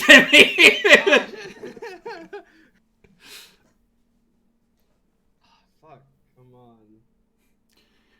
Conveniently, a lot of those runes happen to be in the galactic core where the Eye of Terror is currently sitting. No shite. Actually, is the Eye of Terror actually in the galactic core? I'm not sure. It might be offset a bit. Terra? No, Eye of Terror. Oh, isn't the Eye of Terror sort of supposed to be like the galactic core? I think it's like a little bit to the left. It's supposed to be the old Eldari Empire, like the core worlds. Yeah, which is sort of in the middle. I know, it's weird. Back.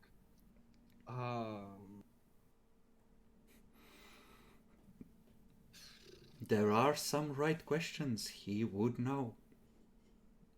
So we do know that the Great Slavic Union was essentially a civilization, and they had supposedly in possession a few planets and sort of were part essentially, right? Over here.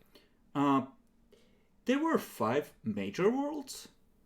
and with the implication that there would have been a larger number of lesser ones, at least 4 beacon ones that you're aware of, and 3 shipyard ones.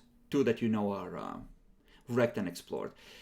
So, if those are the important worlds, you can assume it's something like at least 30 or 40 in this aerospace. Yeah. Like proper colonized ones, not outposts. Last 2 questions. Demi suggested asking about even older races he might have known of. Not races, ruins. Or ruins. Imagine older than Did older. nobody ask about that though? What?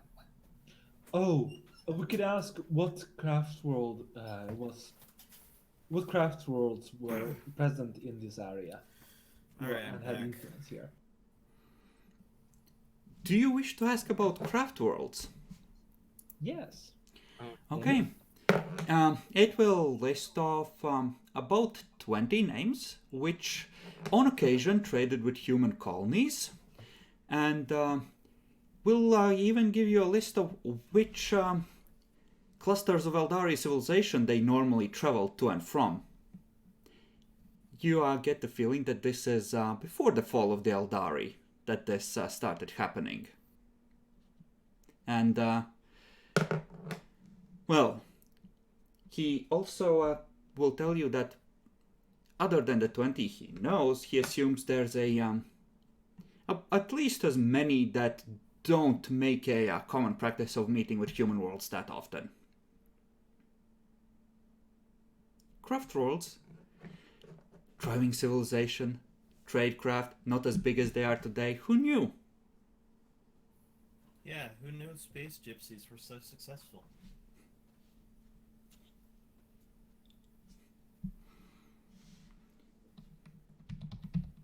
Now, the one that is currently hunting you is, there's about 50-50 chance, according to what you figure from what it said, that it's in there, but We don't know which one. Does it also give us the locations of any the locations of these craft worlds that they traded with? it tells you that it could, but if the galaxy has changed as much as you suggest, then it fails to see how that's much use. What if? Huh. What if?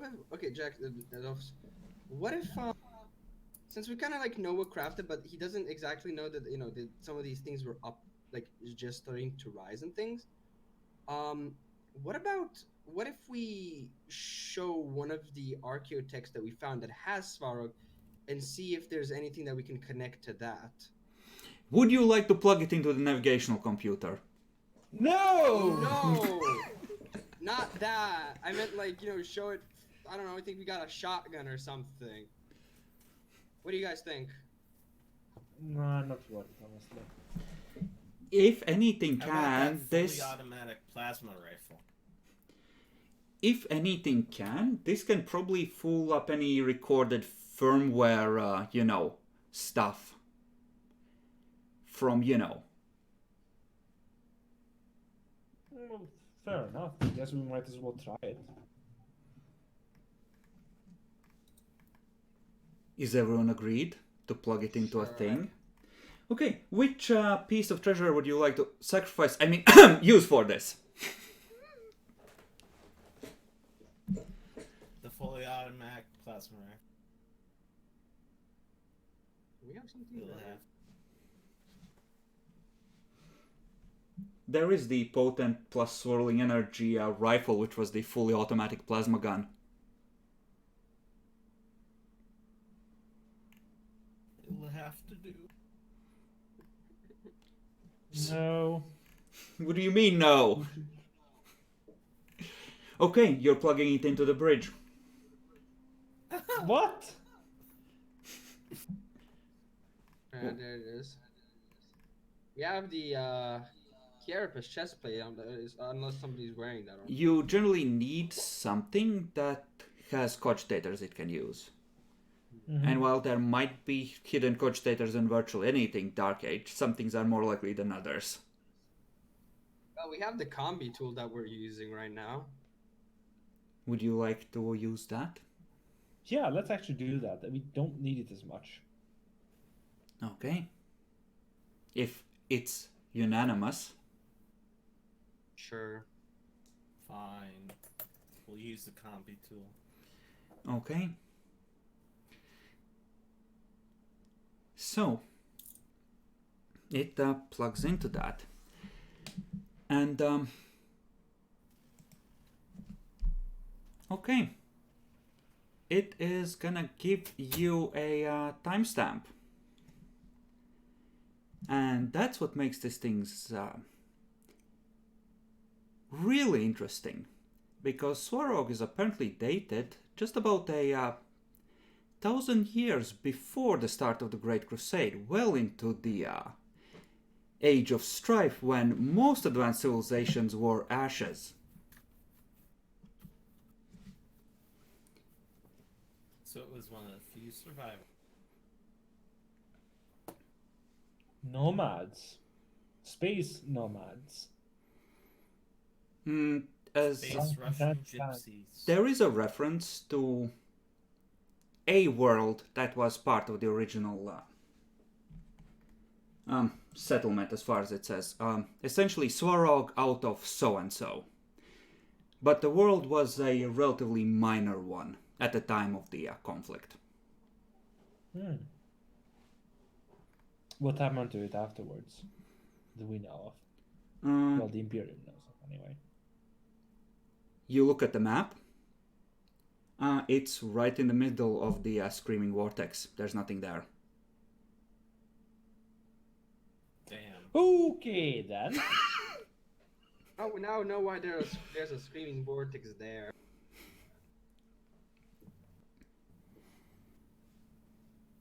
So the entire planet's been eaten by a warp storm. I see.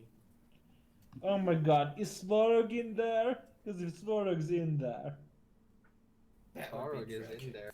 There is no mention in the combi tool about Swarog's navigational data.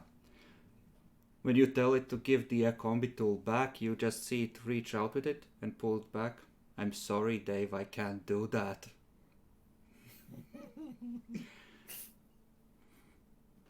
It just starts casually working at the power plates on its wrist and just says, I'll try and go as slow as I can, but I think you better destroy me now. I can't keep it locked away anymore. Well, time to destroy it, I guess. Okay, you blast the robot. Any salvageable pieces? Fuck no. Yeah. Does the combi tool get destroyed? Would you like to... the combi tool is intact. Would you like to plug into it or plug it into something? No, no, no. We just use it as a thing.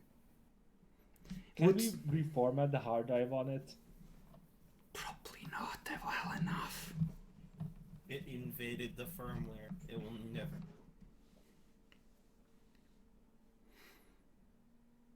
It screeches at you in scrap code and tries to scurry off.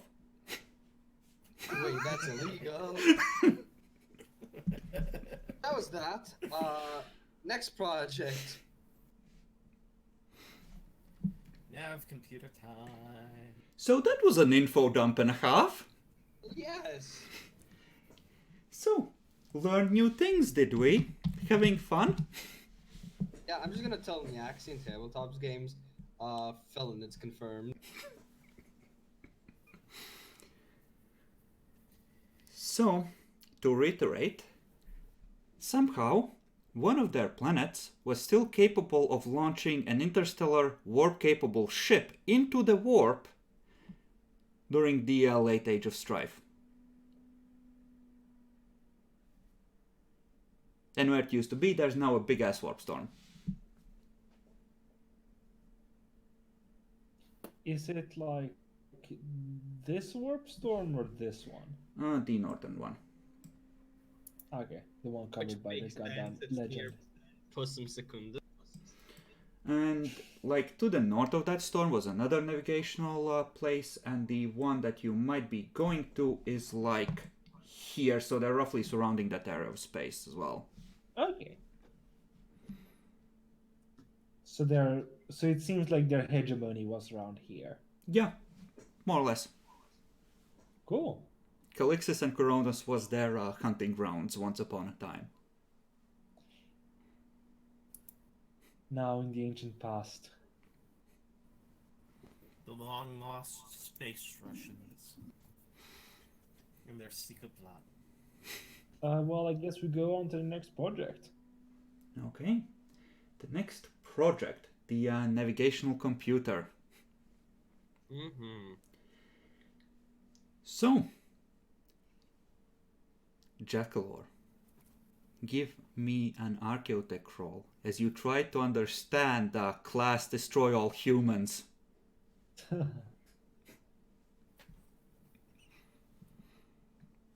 Okay, 20 from my cerebral implants. Scrapcrow just rewrites the methods in each class with a call to kill all humans.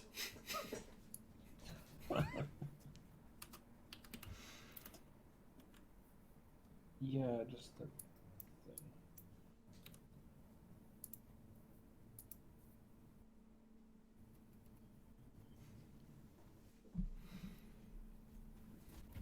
Okay, here we go. Architect, go.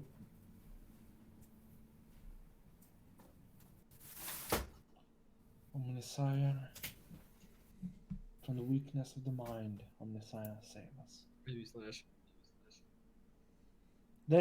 Stop praising Slanesh, you fucker! You ruined it! You ruined it! That's 3 degrees for you, right? 3. That's unnatural intelligence.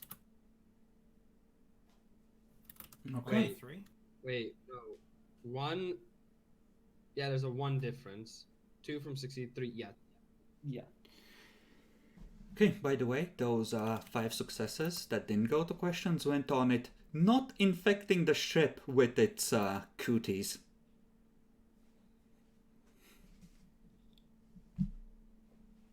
Nice. Okay, so that's 3 degrees. Marius. How is Marius helping? What does Marius have? Linguistics. Excellent. So, you can add a library bonus to this one. How much? So Plus 10. It's plus So 10? much to yeah, librarian gives plus 10. Plus 10 then. is there any other bonuses, or is that just If there is any tool that you would like to use. By the way, Jack, what did you plug into this to do this? I was not using my mind impulse interface now. I see. Mind impulse unit. Would Mordecai do it though? He already did once. No. He realized that there used to be an AI and there was like, okay, it's dead, I'm fine. Maybe it'll be better the second time. Okay, so linguistics plus 10. Nice. That is 4 degrees. And that brings the total to 7. Nice. Okay. So, let's say 6 relevant pieces of information or tools that will be useful later. What are you interested in? What did you say? I didn't quite catch that. 6 relevant pieces of information or codes, ciphers, etc. Something that this thing presumably could have held that could be useful later. Ask your questions. What would you like to receive from this?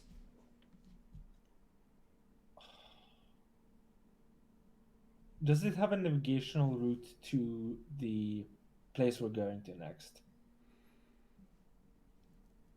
Yes. It probably would. Most of that route would be, Outdated warp. yeah. It would still be enough to give you like a plus 10 on navigation check, but it wouldn't give you a huge benefit. That's still better than nothing. Especially, you never can have enough bonuses when you're doing navigation True. testing. The, What about yeah, like, you have 6 pieces. Think wisely where to spend them. What about guys? Like, if this is the navigation and we're like sort of narrowing down the thing, why don't we get the thing that narrows it down then for one, so that we know where to search better? What did you have in mind? I mean, well, we have an entire cluster. What about, for example, actually seeing, defined borders, so to say? Like, what planets, kind of make up the border of the area? And then, we know that everything inside is, what we're looking for, essentially. Yeah, for one of those, you will get you can get a more precise idea of where the rough blob of space they claimed as their own was. That being said, that is also to some extent already known based on where their shit has been found. Mm-hmm. Yeah, could always be, a piece of space that's like, you know how borders can get. When it just gets a penis all the way over I mean, here. the Russians, border guards, their specialty. Exactly. Space Siberia. This side is ours. Fuck off.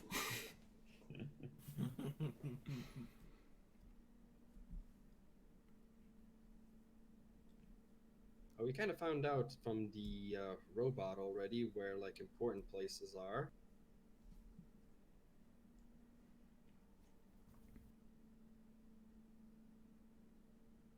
But to be fair, that does kind of also make sense for it to be in there. So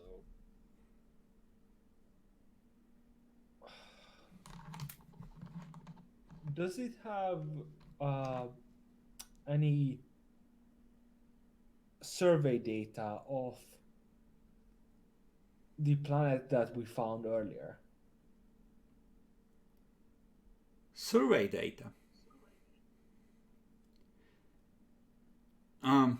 Sure, it can show you outlines of continents that look somewhat different than they did in your day. Informs that it's a terraformed world. I meant the not the world we just went to, but the planet we just found out about. That one. The shipyard thingy. You want a idea of what is in the system, what planetary bodies, etc. Yes, that's what I'm thinking of. Smart thinking. So, there is a world there with a small moon in the primary biosphere, and a world and a gas giant with a single moon in the outer reaches. The gas giant keeps the orbits nice and clear, and the inner world has been colonized and mined extensively, as well as terraformed, and it's an outpost that has turned into a navigational base that is slowly being built up, or was until the recent troubles hit. Mm-hmm. Essentially, what it reports is that at this point it's kind of turning into a fortress world. There's a ring of defense stations, a warp gate, and a significant number of interstellar and system ships guarding it.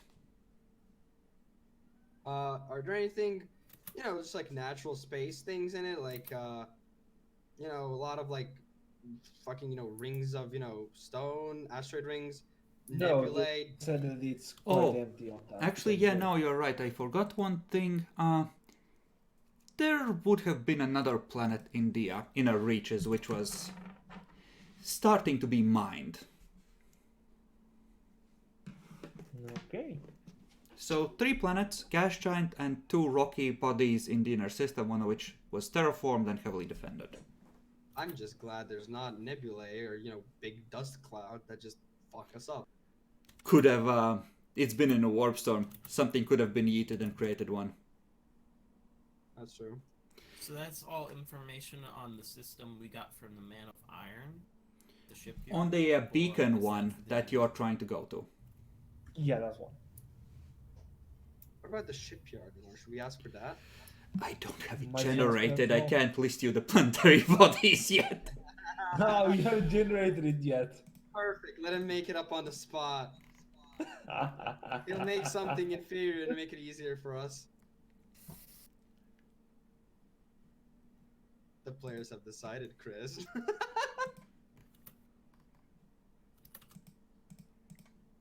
Turns out it's literally Eden. Ooh.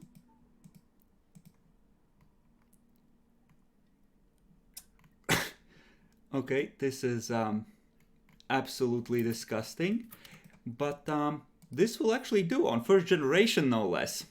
Oh no.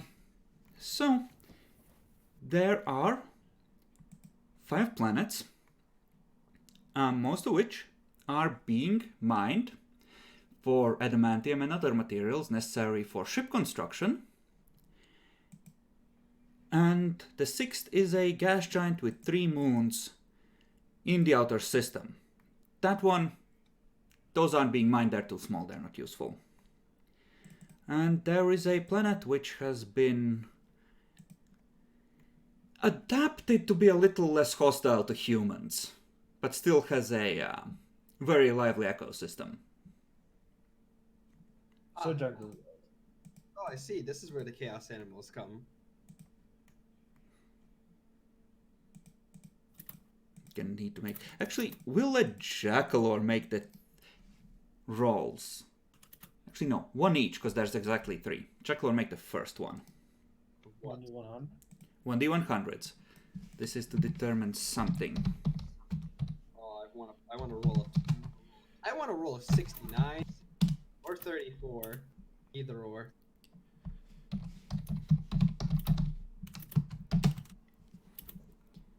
Okay. Delphus? Demi? With Elvis, you go. Oh, Demi's gonna get the Straight spiciest one, 100. perhaps. Yep, straight 1d100. Okay. Nice. 50.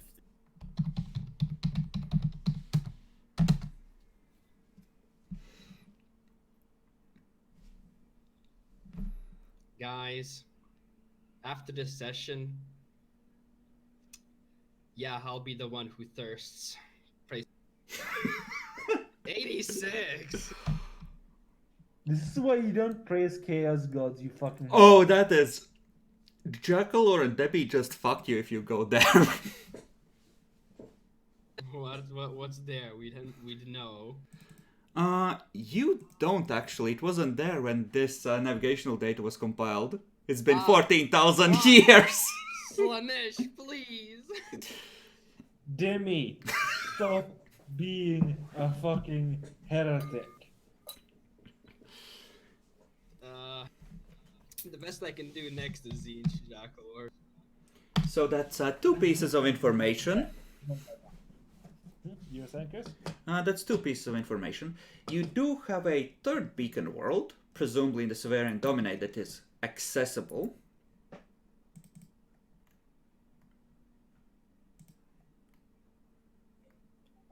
Sure, we can ask about that one. You don't have to.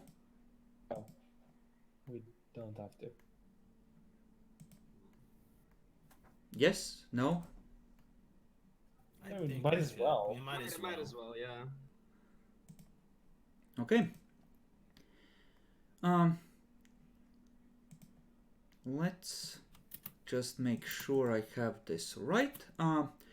2 gas giants in the outer system, an asteroid belt, mostly mined out in the primary biosphere, and 2 worlds in inner cauldron.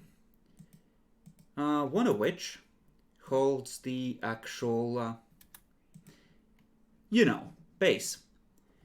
This world was considered as a potential shipyard world. Unfortunately, there is no planet in the primary biosphere, so no easy terraforming, which is why it was rejected so far. But as resources in more civilized areas get depleted, it has been marked as a potential mining site, since there are vast quantities of adamantium and other rare materials available here. Cool. I have something, though this might be included in the first question, but I'm not sure. Since we kind of have the roots, technically, and this was definitely a place of area, just to make sure, are there any places that the roots are or were more stable or active during this time? AK, something similar to the whole road from Malphite to Scintilla, how there's like a really stable highway essentially. Is there anything of the sort in this area that might sort of determine a planet or sector where more things go to essentially? So you want major routes? Sure. Some of those are in super shitty areas.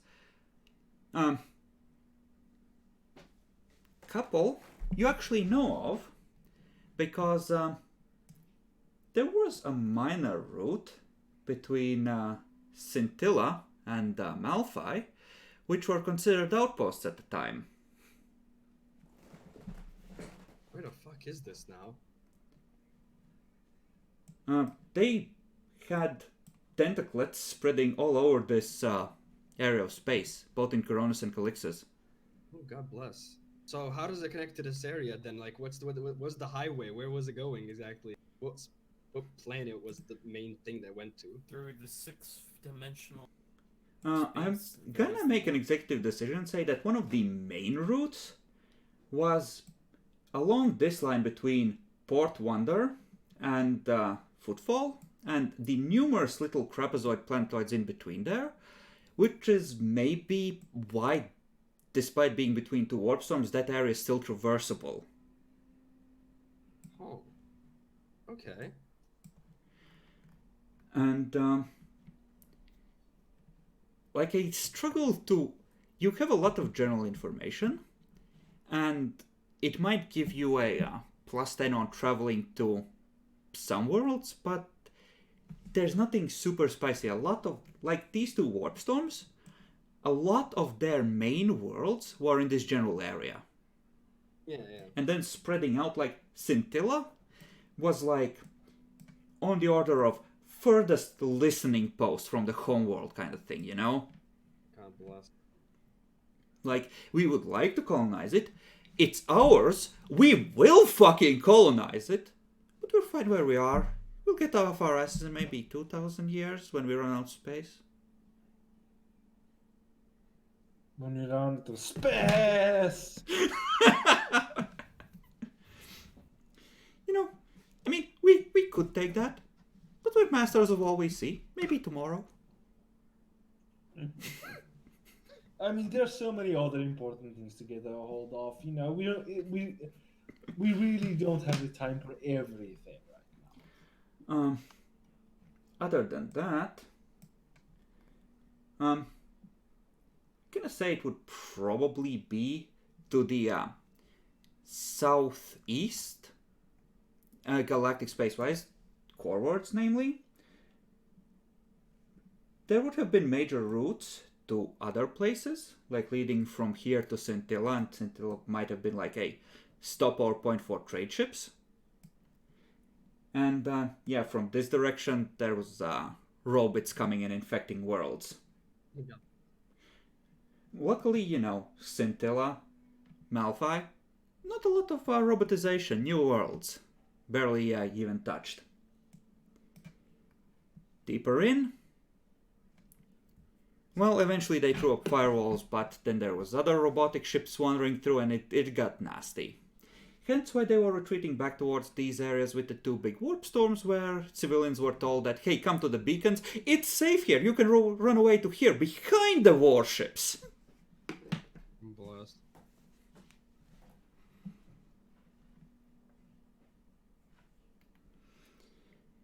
That So being that- said, like, I'm gonna say that this is something you can sell to the navigators. There's a lot of things they will find useful. It's just of little practical use to your mission. And feel free to list down the info that you have. What did you get info on? The shipyard world, the world you're going to, the beacon world, and now minor warp routes. Yep, I already noted everything. Okay, so you have 2 more pieces of information you can ask for, I believe. Yeah, that was 4th thing. Information on the system we are next visiting, the shipyard. Now, if you system, wanted to ask for Medford, the Beacon World. precise coordinates of Felinid worlds,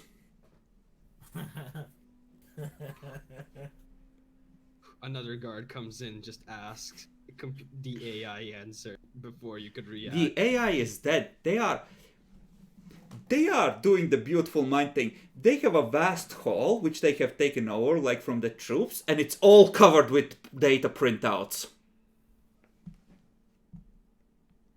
This is them spending days and weeks digging through, the raw data on the hard drives. Small price to pay for salvation, guys. There is no salvation in felonids. I'll take one felonid for takeout. Adolphus, will you stand by my side in this conquest? I'm pretty sure that's double heresy. See, Jackler, I have no other questions that I could ask, therefore this is my best choice. Like, if you were rogue traders, you could just ask, point us to an untouched system filled with resources. I mean, we could always just ask that and sell it to Rogue Trade to someone that's interested. Unless you end up lucking out and hitting something that's like a major imperial mining world. Actually, no. Let's do that.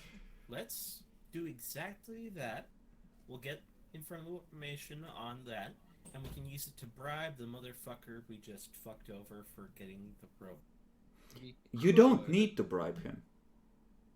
Yeah, we don't. Okay, guys, crazy idea. So you guys want to sell to a rogue trader. We get information on the felonids and we sell them to a... I heard there was a dynasty called Lancaster over there. They might... Oh no, they are extinct by this day and age. Yes, of course they are. Their obsession with the felonids, they led a fleet deep into the Atlantic expanse and never returned. Rogue trader Landlist has to take up now. Oh no, Landlist is long dead as well. The entire dynasty got wiped out in attempt after attempt to reach the felonids. Luchenko? Oh no, Luchenko rules a quarter of the sector by now. Of course. And Santiago is the other 3/4 because he colonized it all.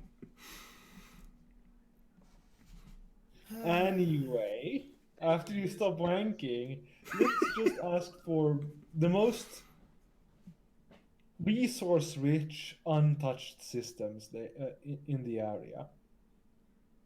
That's kind of 15,000 years off, but sure, let's go for it. Okay. Would you like to spend one of your remaining pieces of information or both on this? Both. No, don't do it, Jackal. We need the locations, damn it. That's what we're asking for, locations. The wrong location, my guy. You literally Yes. have no use for bountiful worlds unless you run into the right kind of rogue trader. Felonid world is a bountiful one, Chris. No, it's not. You just want slave cat girls for you to Bountiful, but only in Pussum. I mean, if Pussum Secundus is up there, Pussum Primaris shouldn't be that far up.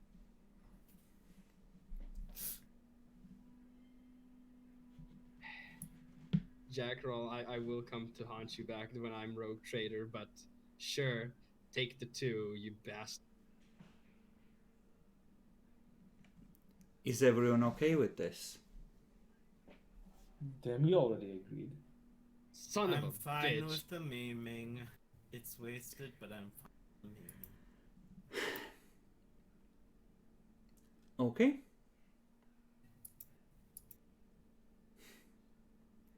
So, I'm gonna need a total of 8 luck rolls. Divide them among yourselves. I'll take 3. You're gonna have to roll them and record down whatever pops up. I have to go deal with my mother. So 2 of us take 3.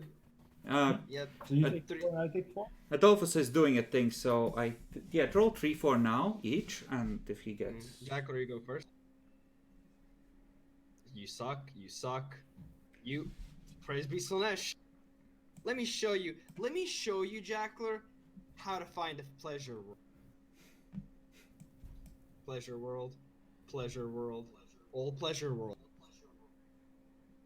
Okay, so let me start pointing out what you found. Where's the legend for this?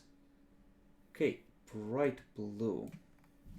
Okay, so you find Lugnum, Zephyrus Secundus,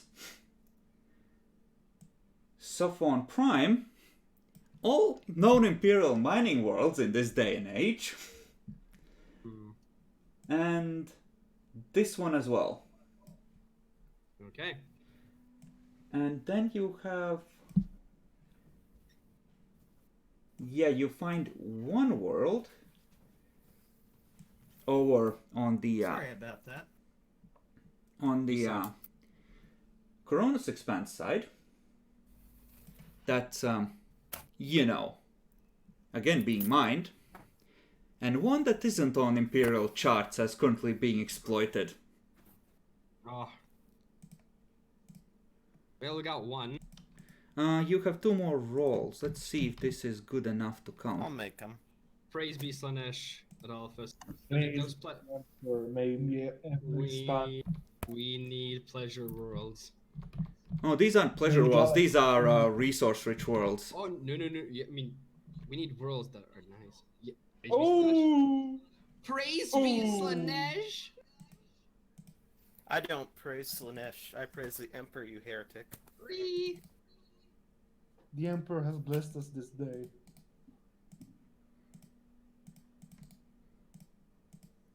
Okay, so one of the worlds has a gas giant in an inner system, and one of the moons is rich in radioactives and exotic materials, as well as some other minables of a more common variety. A rich asteroid cluster in industrial materials and, you know, things like gold, silver, things that are good for electronics. Another planet, then, which has more industrial metals and had a small mining base built on it, but I'm gonna say it was abandoned essentially. So the system is as close to untouched, and the outer system has another asteroid cluster, an asteroid belt, again with more minerals, and a nebula.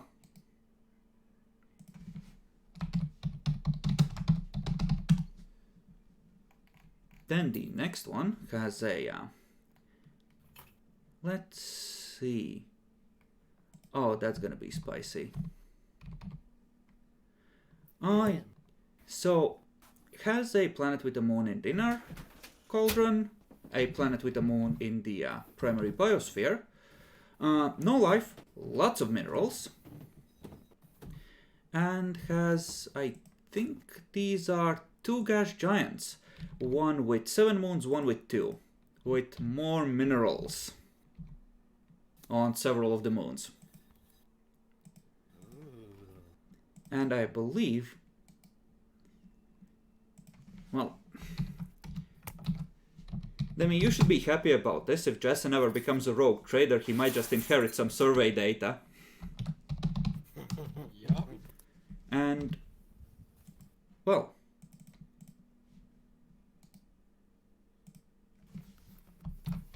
I owe you one more system. Which is disgusting, but sure. Okay. This system is listed as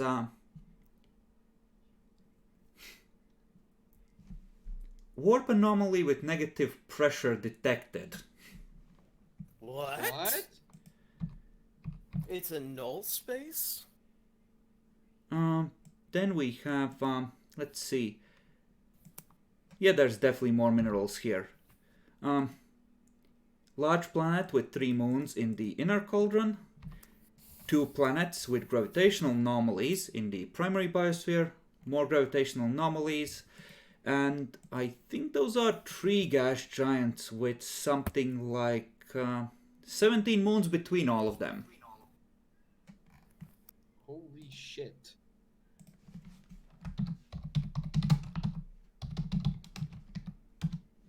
What is up, guys? It's your boy, Rogue Trader Jason here. I'm gonna show you in 5 easy steps how to be a millionaire.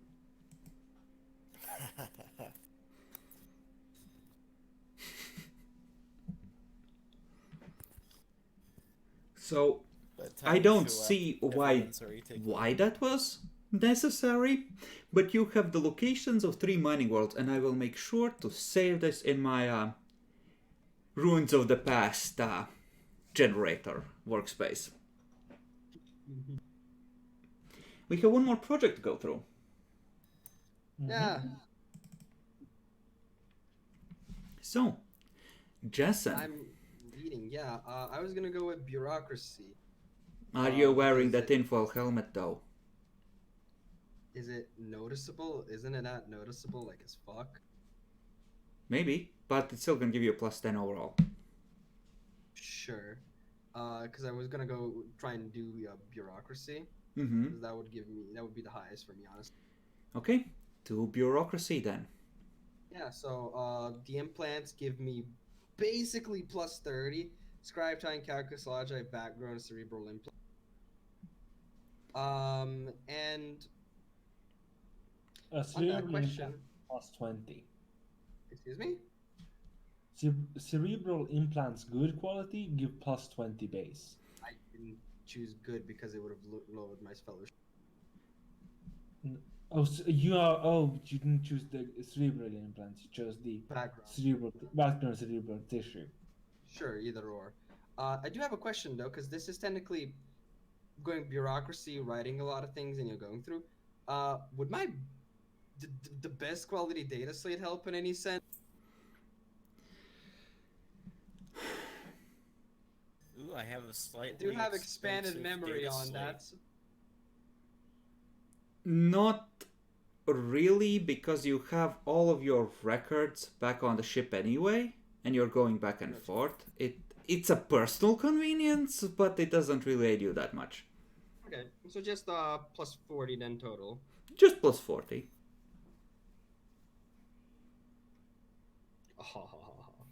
Disgusting. That's 2 degrees of success.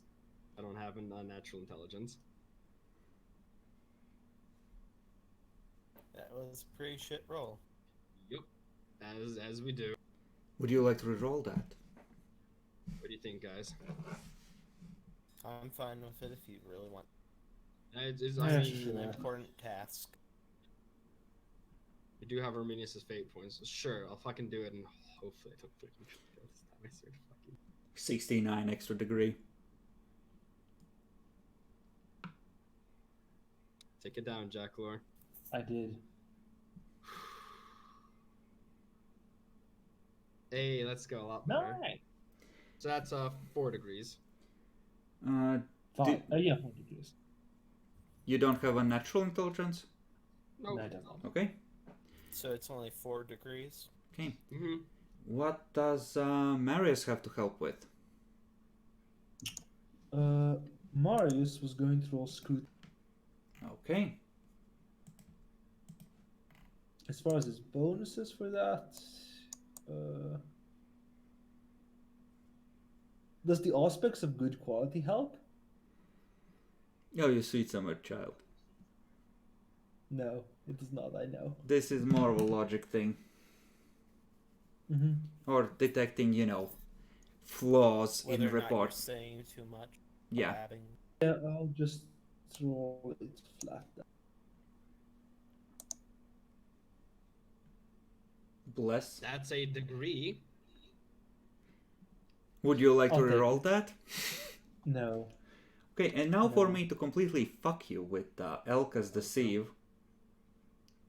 Are you ready? We're ready. Can you think of anything that might let him help? Or help him with this? He's trying to deceive. What does he have? I mean, he has 42. No. Like anything in gear, anything? I don't think so. He has subskin armor. I think he's proud of that. Actually, would Adeptus Administratum or Master of Paperwork help on my roll? Do you have... No, this is Inquisition specifically. Okay. Okay. I can't Oof. see anything. Woo! Let's go. Nice. Okay, so Forward. that is another 4 degrees. How many degrees do you have total? So 4, 1, 4. That should be 9. Yeah, it's 9. Okay.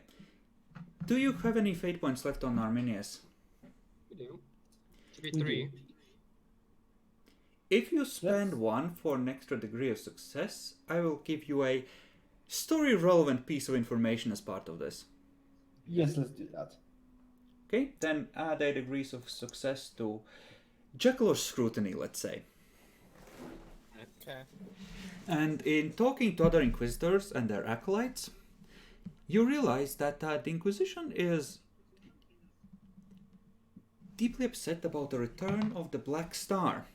And they had believed the matter resolved with dealing with someone named Harlock, which happened centuries back. You get the impression that there is a bigger story there, but the matter was considered resolved and the day saved everyone's satisfaction. Except now the Black Star is back. Why does that name sound familiar? It yeeted a couple of planets in the prologue. Ah, When that shows up, I mean, there's their also whole an system anime goes nuts. based on like the Captain Harlock or whatever. Harlock was the rogue trader, came in with a whole fleet as part of the crusade that took this whole sector. He was the first of that dynasty. a competent rogue trader to start his family off. I see. Like Luchenko. Yeah. You can look into this further, but effectively the Inquisition seems to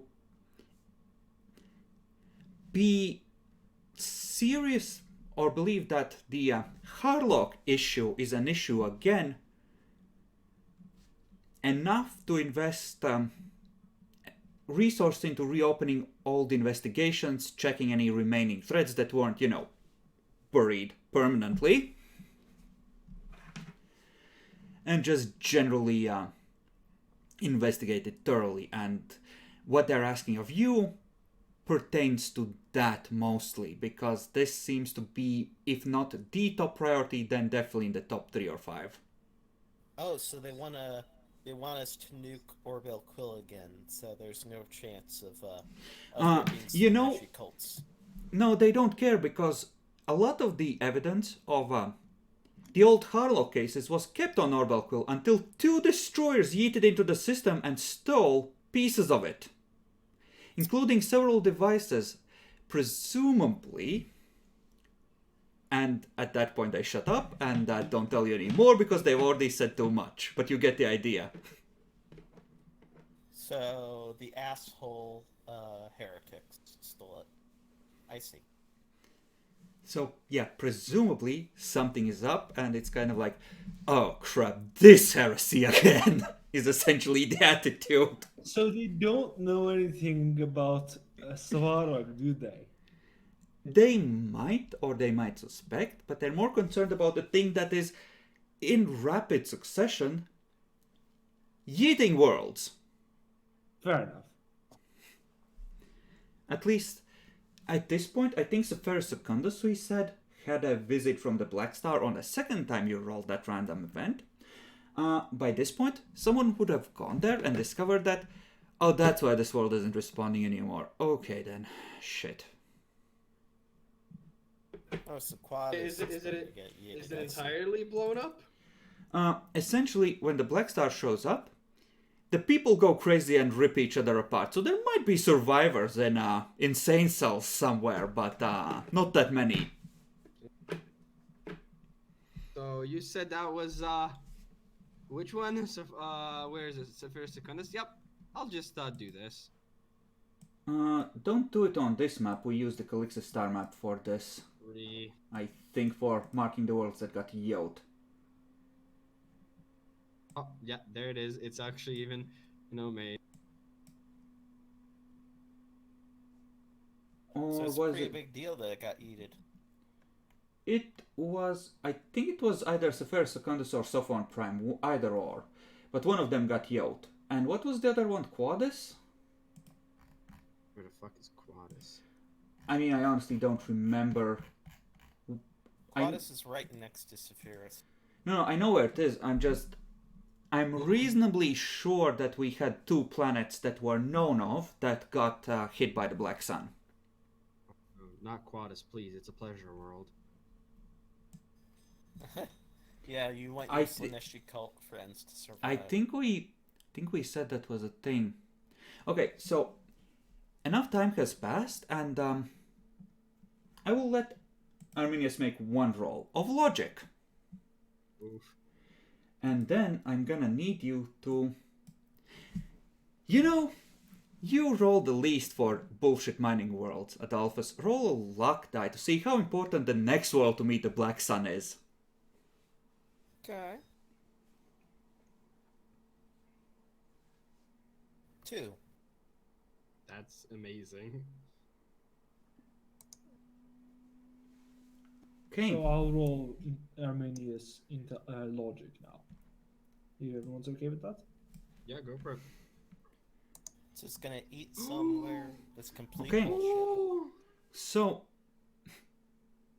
That's an extra degree as well due to a natural intelligence of 2. okay. So that's how many? With that luck roll, I will tell you what the issue here is.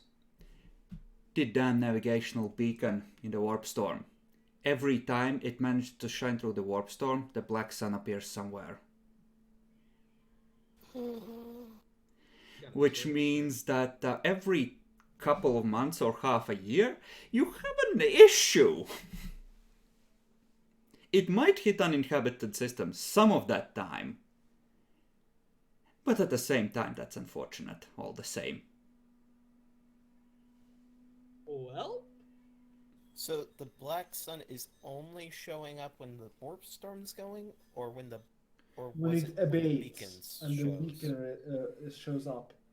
Yeah, it's... Arminius compares records as well as the appearance of the Black Sun. It's like there's a specific time period, like 6 hours 43 minutes 22 seconds after the beacon reaches a certain strength, that the Black Sun appears somewhere. Like, if you have the brains to look for it, you can, chart and predict when something is gonna get yoked somewhere by that thing. God bless. So does that's the beacon. The beacon specifically is the one that we're supposed to go to. Yes, the one you were planning on going to anyway. Well, we have a destroy mission. Yeah, We've got to guys. shut off the beacon and all of the shit that's creating that warp storm. Sadly, we can't bring anybody with us because then we're gonna be slowed. Do you tell the Inquisition about your suspicions?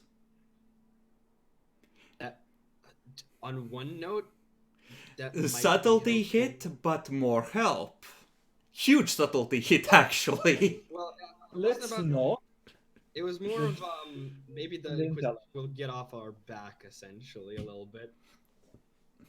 It's more along the lines of, Arminius, yours is the only ship fast enough. The Conclave's coming with you. And you have like 2 dozen... Wait, isn't extra Inquisitors with us? I mean, considering that this is yeeting civilized worlds,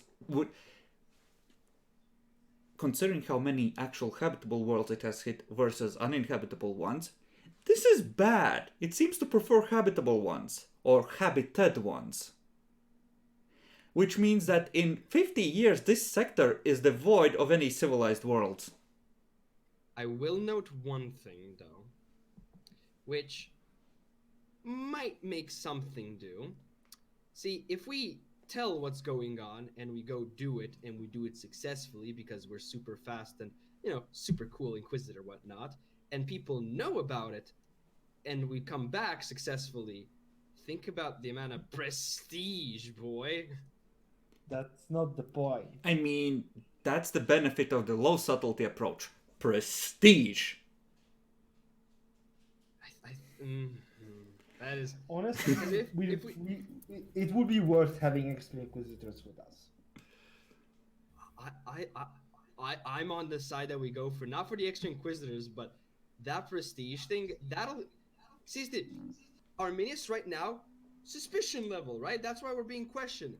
We do something to balance it out. Hell, even push it on the other scale. We're good. We got 2 things off our backs. I mean, you have so far chosen to go the subtle route and just try and avoid as much attention as possible. What you're talking about is literally how you win at the low subtlety approach. Mm-hmm. I don't know. I think we should say and then go for it. It brings a lot of eyes on you though as a side effect. Yeah, I know. It would make it so that we'd have to rush for Zvarog a lot faster. That is potentially true. You'll have a lot more help doing that, but time becomes a lot more important a commodity at that point. I don't know. Yeah, we should honestly just keep it quiet for now and keep it quiet for now. Leave like a message with an acolyte: if we're not back in half a year, tell them this. Yeah, basically. Yeah, it just feels kind of sad going and doing this heroic thing and then coming. Welcome to the Inquisition. Yeah, basically. It's not about the glory. It's about saving the You know humanity. what? Like half of the workers in the hubs would just, if they knew the kind of shit you protect them from, they would just eat a bullet that very day. Yeah.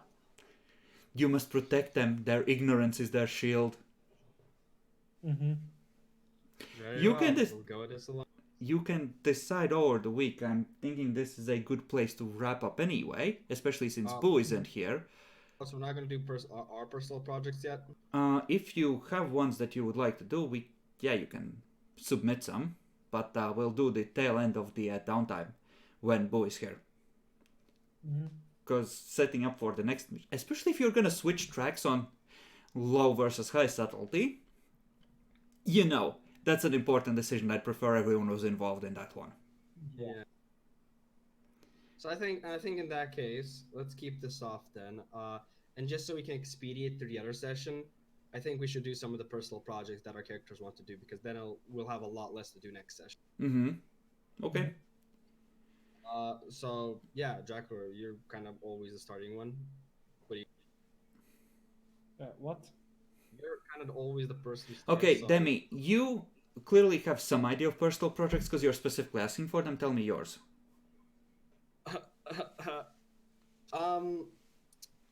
First one is obviously going to be something going with Jason essentially. Mm-hmm. And now that Jason is sort of at least getting some influence and here and there. How much influence does Jason have? 83. Okay, name me 3 things in which Jason has been useful to the mission as a whole. A good question. Not much. Besides occasionally talking and the whole rogue trader thing at the end, because that was a mission I went on. Just name me 3 things in which Jason has been useful, like his 3 biggest contributions. Social stuff. Specific cases. Or subtlety maintenance as a whole is a... Subtlety maintenance, yeah. You could do the getting Zarkov out of the brig. Well, yeah, that's definitely one. Yeah.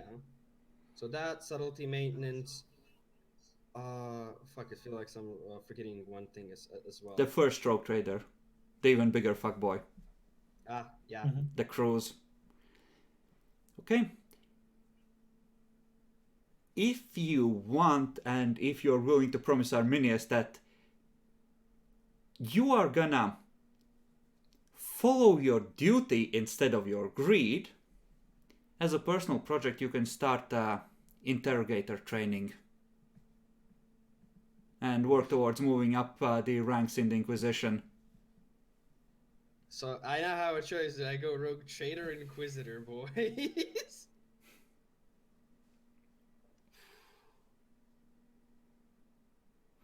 Effectively, anyone who has at least 3 major contributions to the mission and a metric factor of influence built up,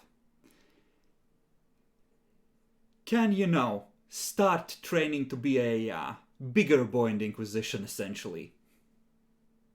I'll be honest. Okay. I don't think Jason would actually try and go up from higher in Inquisition. Honestly, a big part of being a rogue trader is eventually having ship, having money, going back to Malphite, looking at all the families that and his Ordering the orbital bombardment.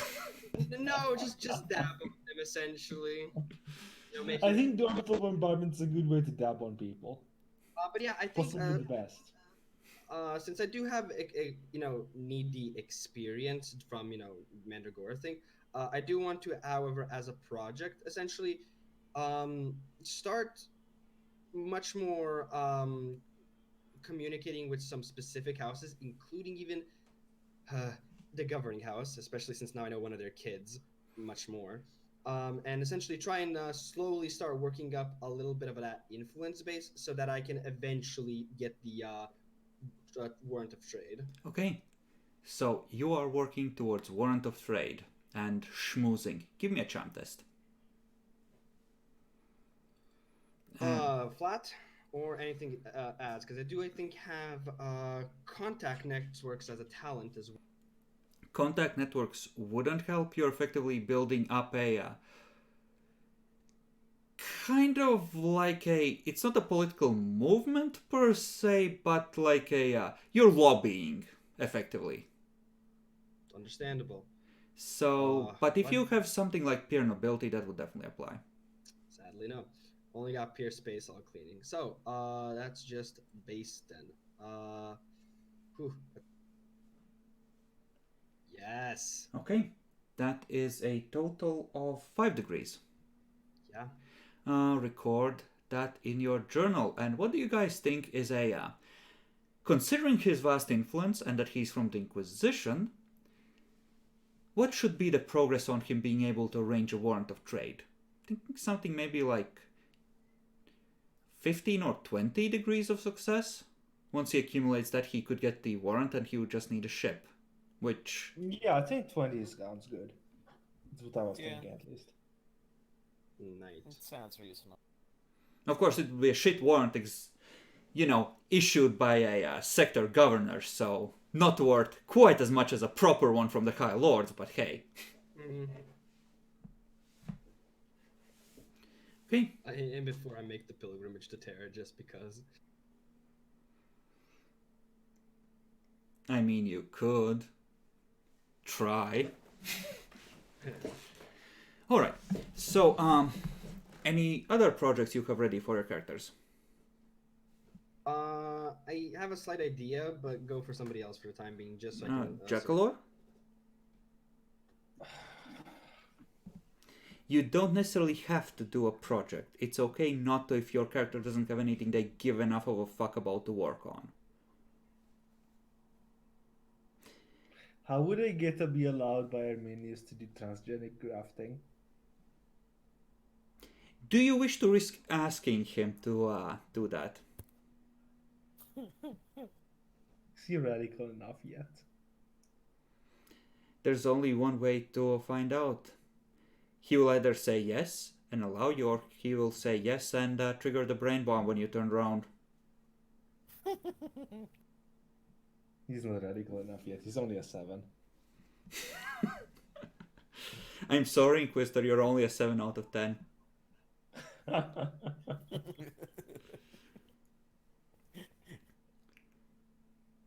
Okay, what about you, Adolphus? Do you have projects your characters give a fuck about?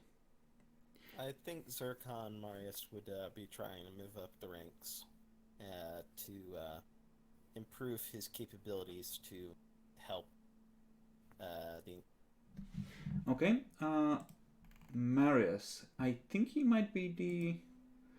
What has he actually done? Tell me of his accomplishments, his brightest moments. I'd say his most bright moment was probably sifting through information, the third mode on Mars, to help work towards our goals in addition to treating everyone's wounds. Okay. So the third moon, that goes a long ways. Sifting through information was good, and helped fight the cat and treat everyone's wounds, so we can say that could count for 2. Do you have a third one? I will do this. If you don't have a project, and if you would like, you know, if you leave it empty, I will let you subtract 2 insanity points just for having downtime. So if you He's choose, not the kind of person who would just rest. I mean in general, so everyone is aware that if you choose to not use it, or you can choose to use that for relaxation and just have your characters become a little less crazy. If you give a fuck. If you don't want to remain crazy. Okay. He stayed Yeah. with... Yes, Mordecai has insanity 40. I remember now. He stayed on the third moon, right? To sell it? Yeah. He did. Okay, well, his project can wait till next session, because we will handle how the side missions went then when Boo's here. Oh. And he, if you can't think of a third right now, that might provide him one. Okay, what about any other Yeah. characters? I have an idea for Kybus. So since the whole mission over there was kind of like a fucking bust and run for your life, and now that we're back on an actual civilized planet, I'm not sure if I could use either my logic or possibly the trade agri or common lore adeptus mechanicus in some form of way. But could I see about doing some form of idea of seeing any kind of like rare sort of like plants or things like that, blah blah, that I could possibly bring back to my home world. Essentially, that would be possible to grow there, either passing through the Adeptus Administratum to do that, or just personally buying and blah blah or stuff like that. Okay, how much influence does Kybus have at this point? 60. Okay, that's decent-ish. Yes, this would be trade agri, I would say. Okay. And you would roll that intelligence or fellowship. with intelligence. Definitely with yeah. intelligence. God bless. Don't got anything for cybernetics, and just the way I like it. Crit fail and you doom your planet. Nope.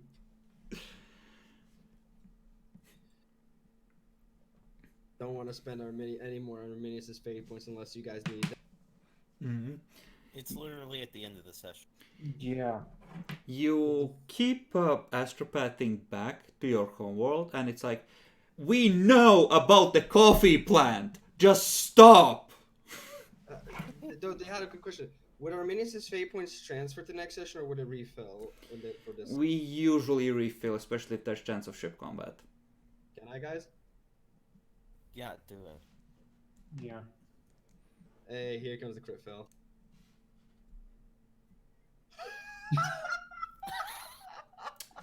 Pretty Slanesh. Okay, you discover a wonderful set of plants. You astropath your planet. A representative arrives on a transport. You show them to him, and about 5 years from now, when all the crops are switched over, your planet will have trouble meeting its tide and will have a visit from a few friends in uniform. God bless. Congratulations.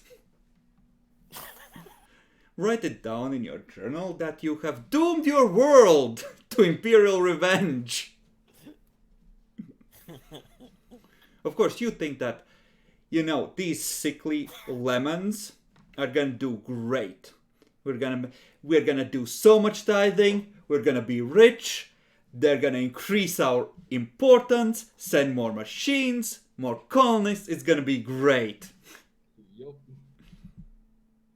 dust.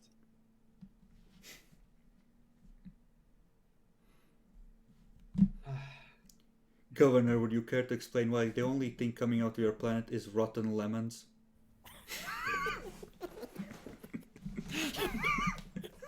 Yeah, it does. They're good for scurvy, sir! I promise!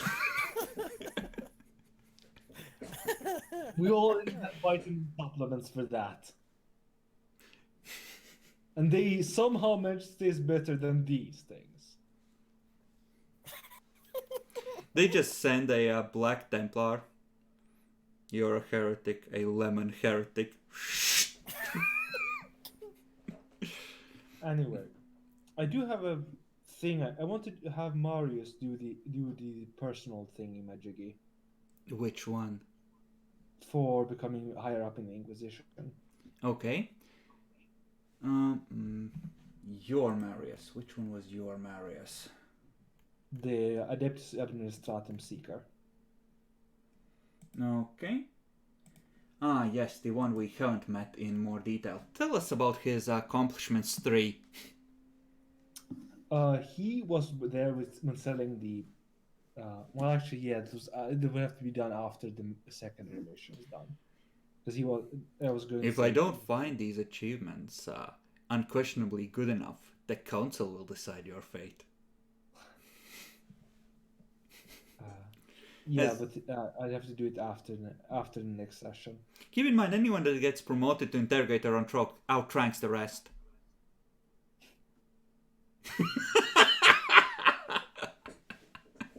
He's gonna do it, the mad lad. Yeah, I was gonna say selling the third moon, but that's not done yet. That's being a merchant, not an inquisitor. Fair enough. Unless there's, enough of an accomplishment there that you get something useful for the Inquisition as well, rather than just, favors. Okay, not done. Well, I would like to do requisitions. Okay. What would you like for acquisition?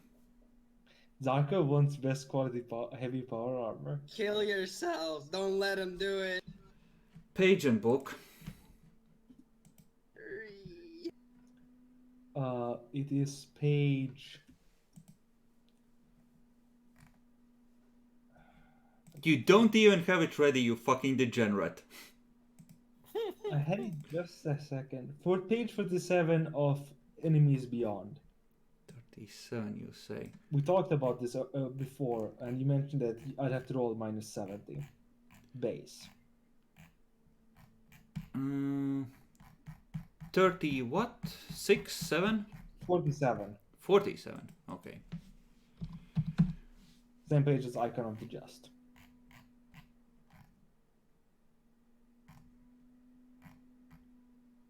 Not. Ah, there it is. So this is extremely rare, which would be minus 50, and you want best quality. It's actually minus 40 for extremely rare. Minus 50 is unique. Scarce, rare, very rare, Okay. extremely rare. Yeah, you're right, minus 40. Yeah. Okay, how do you go about requesting this? Because that's like, Magos, I want your best work. Clothe me in adamantium.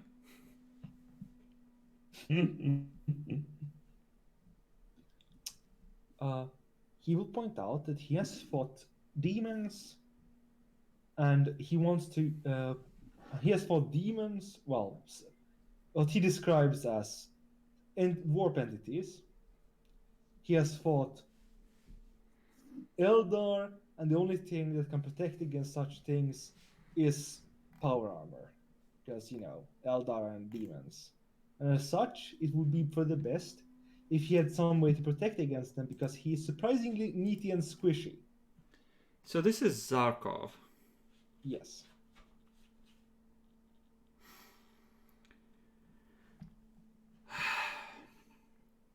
You're on Amalia's watch list now.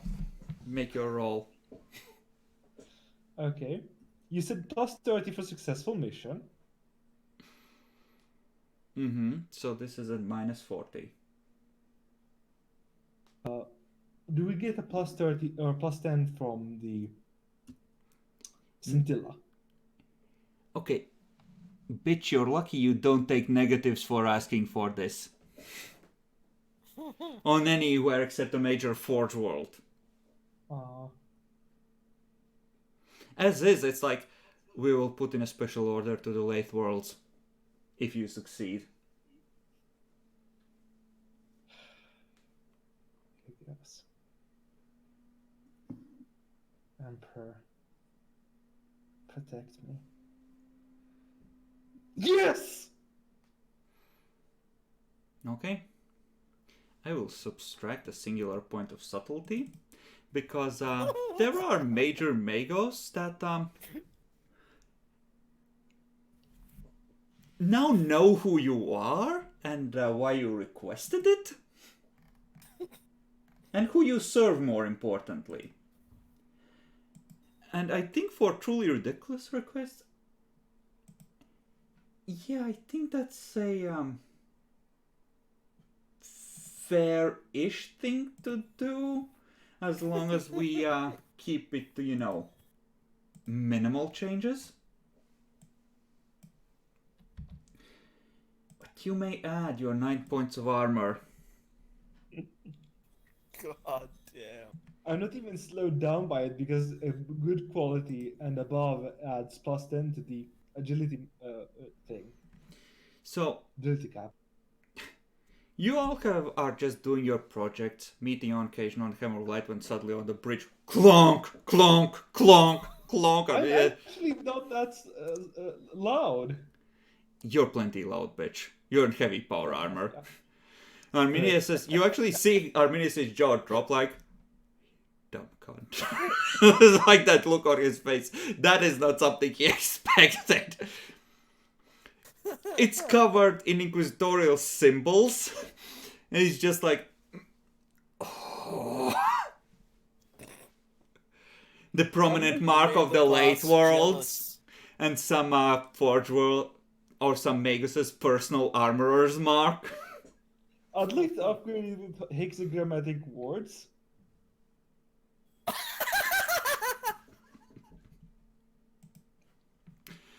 rare are those? Page 50 of Enemies Within. Oh, 49 of the book.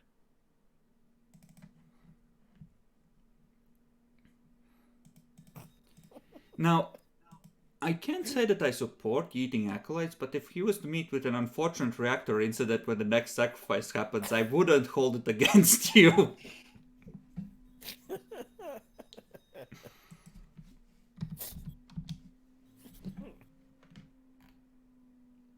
Okay, extremely rare.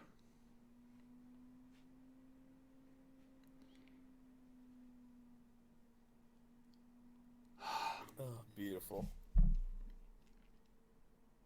If you ask for this, in this armor on top of that, that will be another subtlety hit. Because How much? I will present this to the council. Does 1d5 seem fair, given that everyone will wonder why Arminius is arming his acolytes with this kind of gear? Yeah, I have to agree. That's kind of retarded.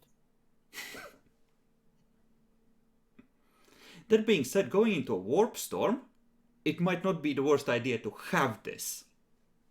Yes, that's the point. I mean, at that point, you might as well take Midnight Sage out for a spin. Oh, God.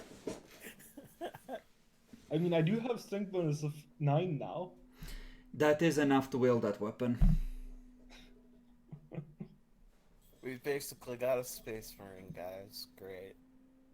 I have Chaos Got Space Marine these sheets complete made out in Space this. Don't you tempt me, bitch. I have them ready. Good. It requires a council decision to let him take this, since Arminius Like the power armor he got on his own allowance, but now Arminius is like, wait, I should have asked you what you're gonna get with this fucking authorization. Demi, what do you think? Are you okay with taking a subtlety hit for Jacklor's madness? You're muted. Let him do it. Proceed, and I will roll the subtlety hit. You still get the plus 30 from successful mission. You finished 2 missions. Plus 30s are something you save up now. Okay, so yes, I do get them. Yes. Minus 10. Do I get a bonus for it being Scintilla? If your Inquisitor was committed to the Order of Malleus, maybe. Okay. Yes. So you have an unfortunate moment in the questioning of, or the exchange of information when an Order of Malleus dude that Nine knows just walks in and asks Arminius to his face, why the fuck is he loading for bear in terms of demons?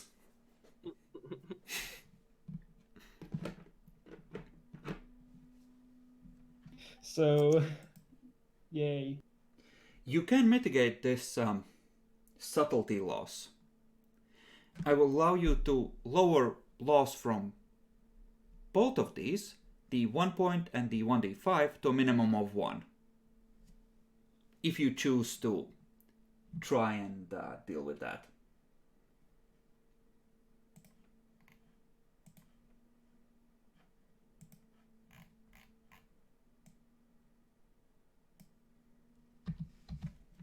What do you think? Do you wish to invest in undoing some of the damage done? It's just 1d5 plus 1. It's just. A You get it massive back in hit. terms of 1d5s as well. Mm-hmm. Sure, it doesn't. We don't have to. Quite just 1d5. Okay, then someone roll it. I'll reduce the 1d5 one bit, or This is why Jason gets to be an interrogator if he wants to. But that's the worst part. I don't want to. Arminius understands.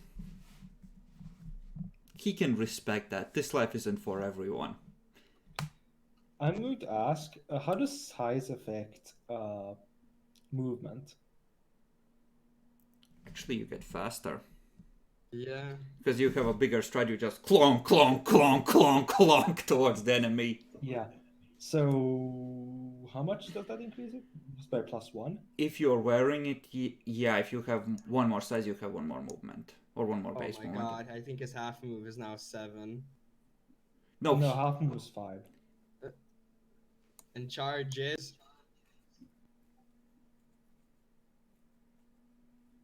Charge 15. No, higher. It's 3 times. 5 times 6, 30. That's the run.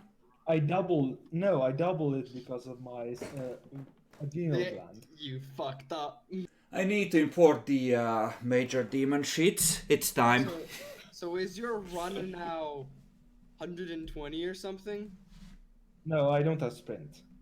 Oh, okay. He just has For faster that, I need to charge. pick up a cybernetic heart.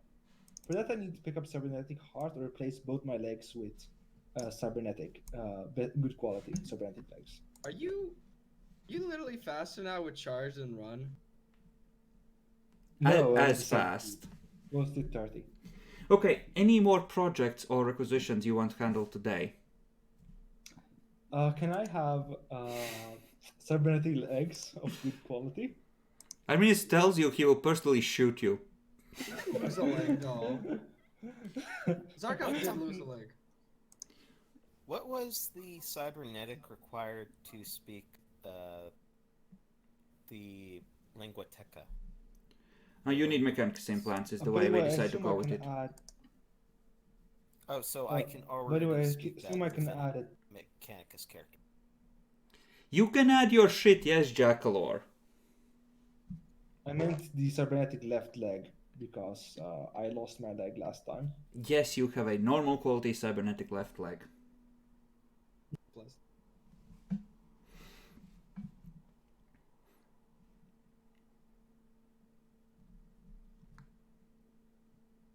He secretly wishes his world had been a chapter homeworld. He forever Yeah. regrets the lost chance. Anything else, Jackalor? Uh, Okay, What do you since he reckon- has to think and it's nearly Okay. midnight, let me go. Okay. So with Naya, I have a project, but I'm not sure if that would count as resting. But first, I need to say, does my, low mental trauma go away eventually, or does it stay? How was it something that you gained by meeting a like a 40 threshold? Yes. Then that's a permanent one. It's like 40 and like or something like 30, 60, 90 you get permanent ones. Yeah. So that can't be removed at all, right? Unless you get your insanity below that level. Yeah. No, because I was planning like, can I do as a project, like do like some intense meditation things so I can, finally come to peace with the astropath that, was always by my side. I don't want to lower insanity because the 40 threshold is fucking beautiful. I just want the astropath away. But fair enough. He is forever your companion now. Forever my fucking companion. Oh, God, Lord. All right. You're insane now. Get used to it. Welcome to the Inquisition. Yeah, no, now I'm a sister of battle. Actually, hold up. I'm trying to think. What has Naya done for the mission? Let me see if I can get 3 things, actually. So, I was on the first mission. I'm really good at fucking killing demons, especially now. So, demon killer. Helped with the first mission, so I'm kind of in the know as well, because I also have the fucking collar in me. And, well, technically gonna help selling this and things, and Sister of Battle. I'm not sure if, like, even if I don't It's acquire 3 all 3, accomplishments, not 3 assets. So, fighting and eating the cat definitely counts. Fuck the cat. Fuck the cat. Systematically searching out its shrines. I think that counts. That was good initiative as far as Arminius is concerned. You did good, kid. That was smart. Yeah. Nah, because I think Naya would want to, like, essentially want to go up with the Inquisition at this point because she's realizing, fuck demons. I wanna be Order Malleus when I grow up, kids. Okay, so the shrines and the cat are good enough to count. It's just a question of what you consider or what your character would consider their best accomplishments in part as well, and if that's good enough for the Inquisition. I mean, Naya's not, like, the brightest. Not as dumb as Alva's, to be fair. But, with this sort of a very simple thinking, it's like, I'm now, a renowned, well, not renowned, but I'm now officially, a sister of battle, and, I like to kill demons. Can I, go up and lead other sisters into, righteous glory for defending the Imperium? Okay. That's... Just give me 3 fucking accomplishments, then I'm it's trying like... to think. I'm trying to think of a third It's one, not but a... Yeah, it's... She has 2, then she needs to wait until she has a third that's worthy of, notice. Got it. I'll leave it for next project then. I do have some requisitions though. How many? Not really caring about the others, specifically Naya this time, because I finally have 62. Demi, how many? Maybe 2. Okay. But the first one is about I kind of have my already log glass. Am I able to upgrade that to best, or do I have to get a new one? You can only upgrade the weapon a single step. Mm-hmm. Technically, if he allowed the TMA thing, you could buy upgrade by 2, but that would take the approval of entire Forged Worlds Fabricator General. Lamau. All right. Then I'm gonna do the one thing essentially, because I do not want to like lose this long. I want to see about doing the thing that I said before, going for rites of sanctity essentially. Sanctification. Yes. No, not sanctification. I want to see about doing purified construction, if I'm able to. Okay, purified construction. How Especially rare now is that that? Influence of 60, availability of near unique. Okay. Essentially, it is craftsman completely takes apart the weapon and Yeah, rebuilds I it see piece it. by. You also lose 1d10 influence as part of that. Yep. So I kind of have maybe one attempt and whatever, but gonna be seeing about using the other requisitions for Naya to give as many bonuses and Okay, go ahead and roll for this. Okay, so what bonuses, what negatives essentially? Near unique is what, minus 50? Yeah. Plus 30 if you're spending one of your plus 30s on this. So one requisition is plus 30. You can only apply one. Oh, one plus. Yeah, I'm going to be going for the plus 30 on this one. Mm-hmm. Okay. And any bonuses for potentially being a Sister of Battle? Fair enough. So, influence minus 20 then should have a 42% chance. Emperor, please. You just prayed to Slaanesh the whole session. Fuck you.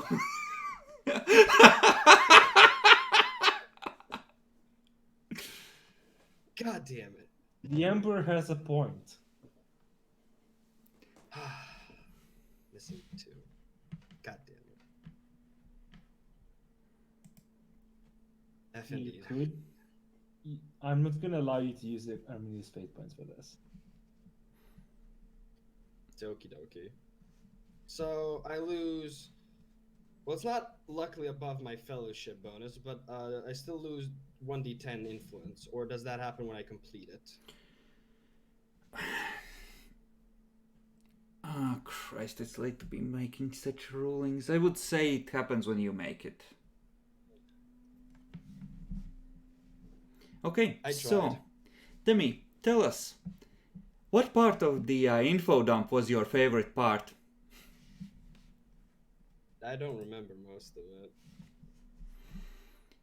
it. Yes, no, I do. Having Felons be canon. The acolytes look at each other. You were taking notes, right? Wait, you were supposed to take the notes! Wait, no, we turned off the pic recorders! No! But no, definitely probably the most interesting is going through everything. Actually, I kind of am pretty interesting in terms of the info dumps, of the Black Star thing and the whole pulsating beacon coming with it.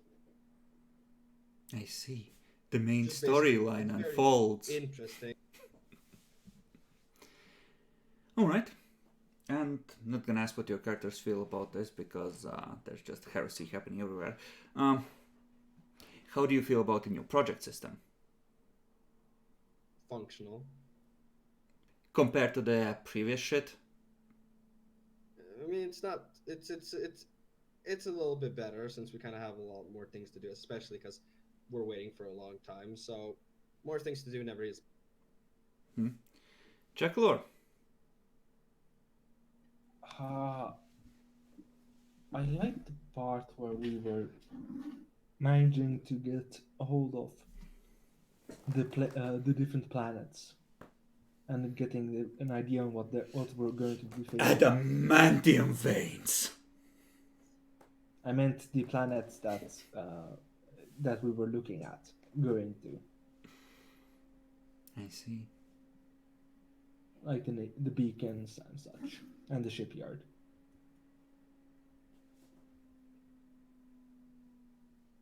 Okay, and project system, yay or nay? I think it's good. All right. Dolphus.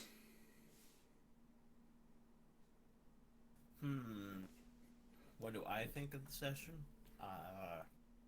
How do you like info dumps? I thought they were okay. It was a fun. Yeah, a lot of the evidence you had gathered so far kind of came together this session. Pity Boo wasn't here. It is. Project system improvement or no? I'd say it's an. Okay, excellent.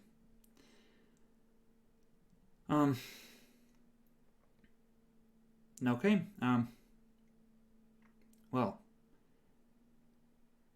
any thoughts you wish to share, or should we just say fuck off and goodbye to the stream and video? Can I have Stim? Fuck off and die. See you guys. We're just gonna jab you with detox inside your suit and let you drown. 1, 2, 3, 4. How many detox in my store?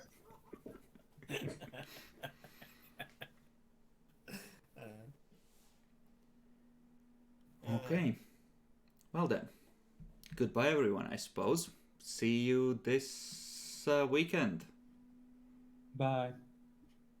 Bye bye. Bye bye.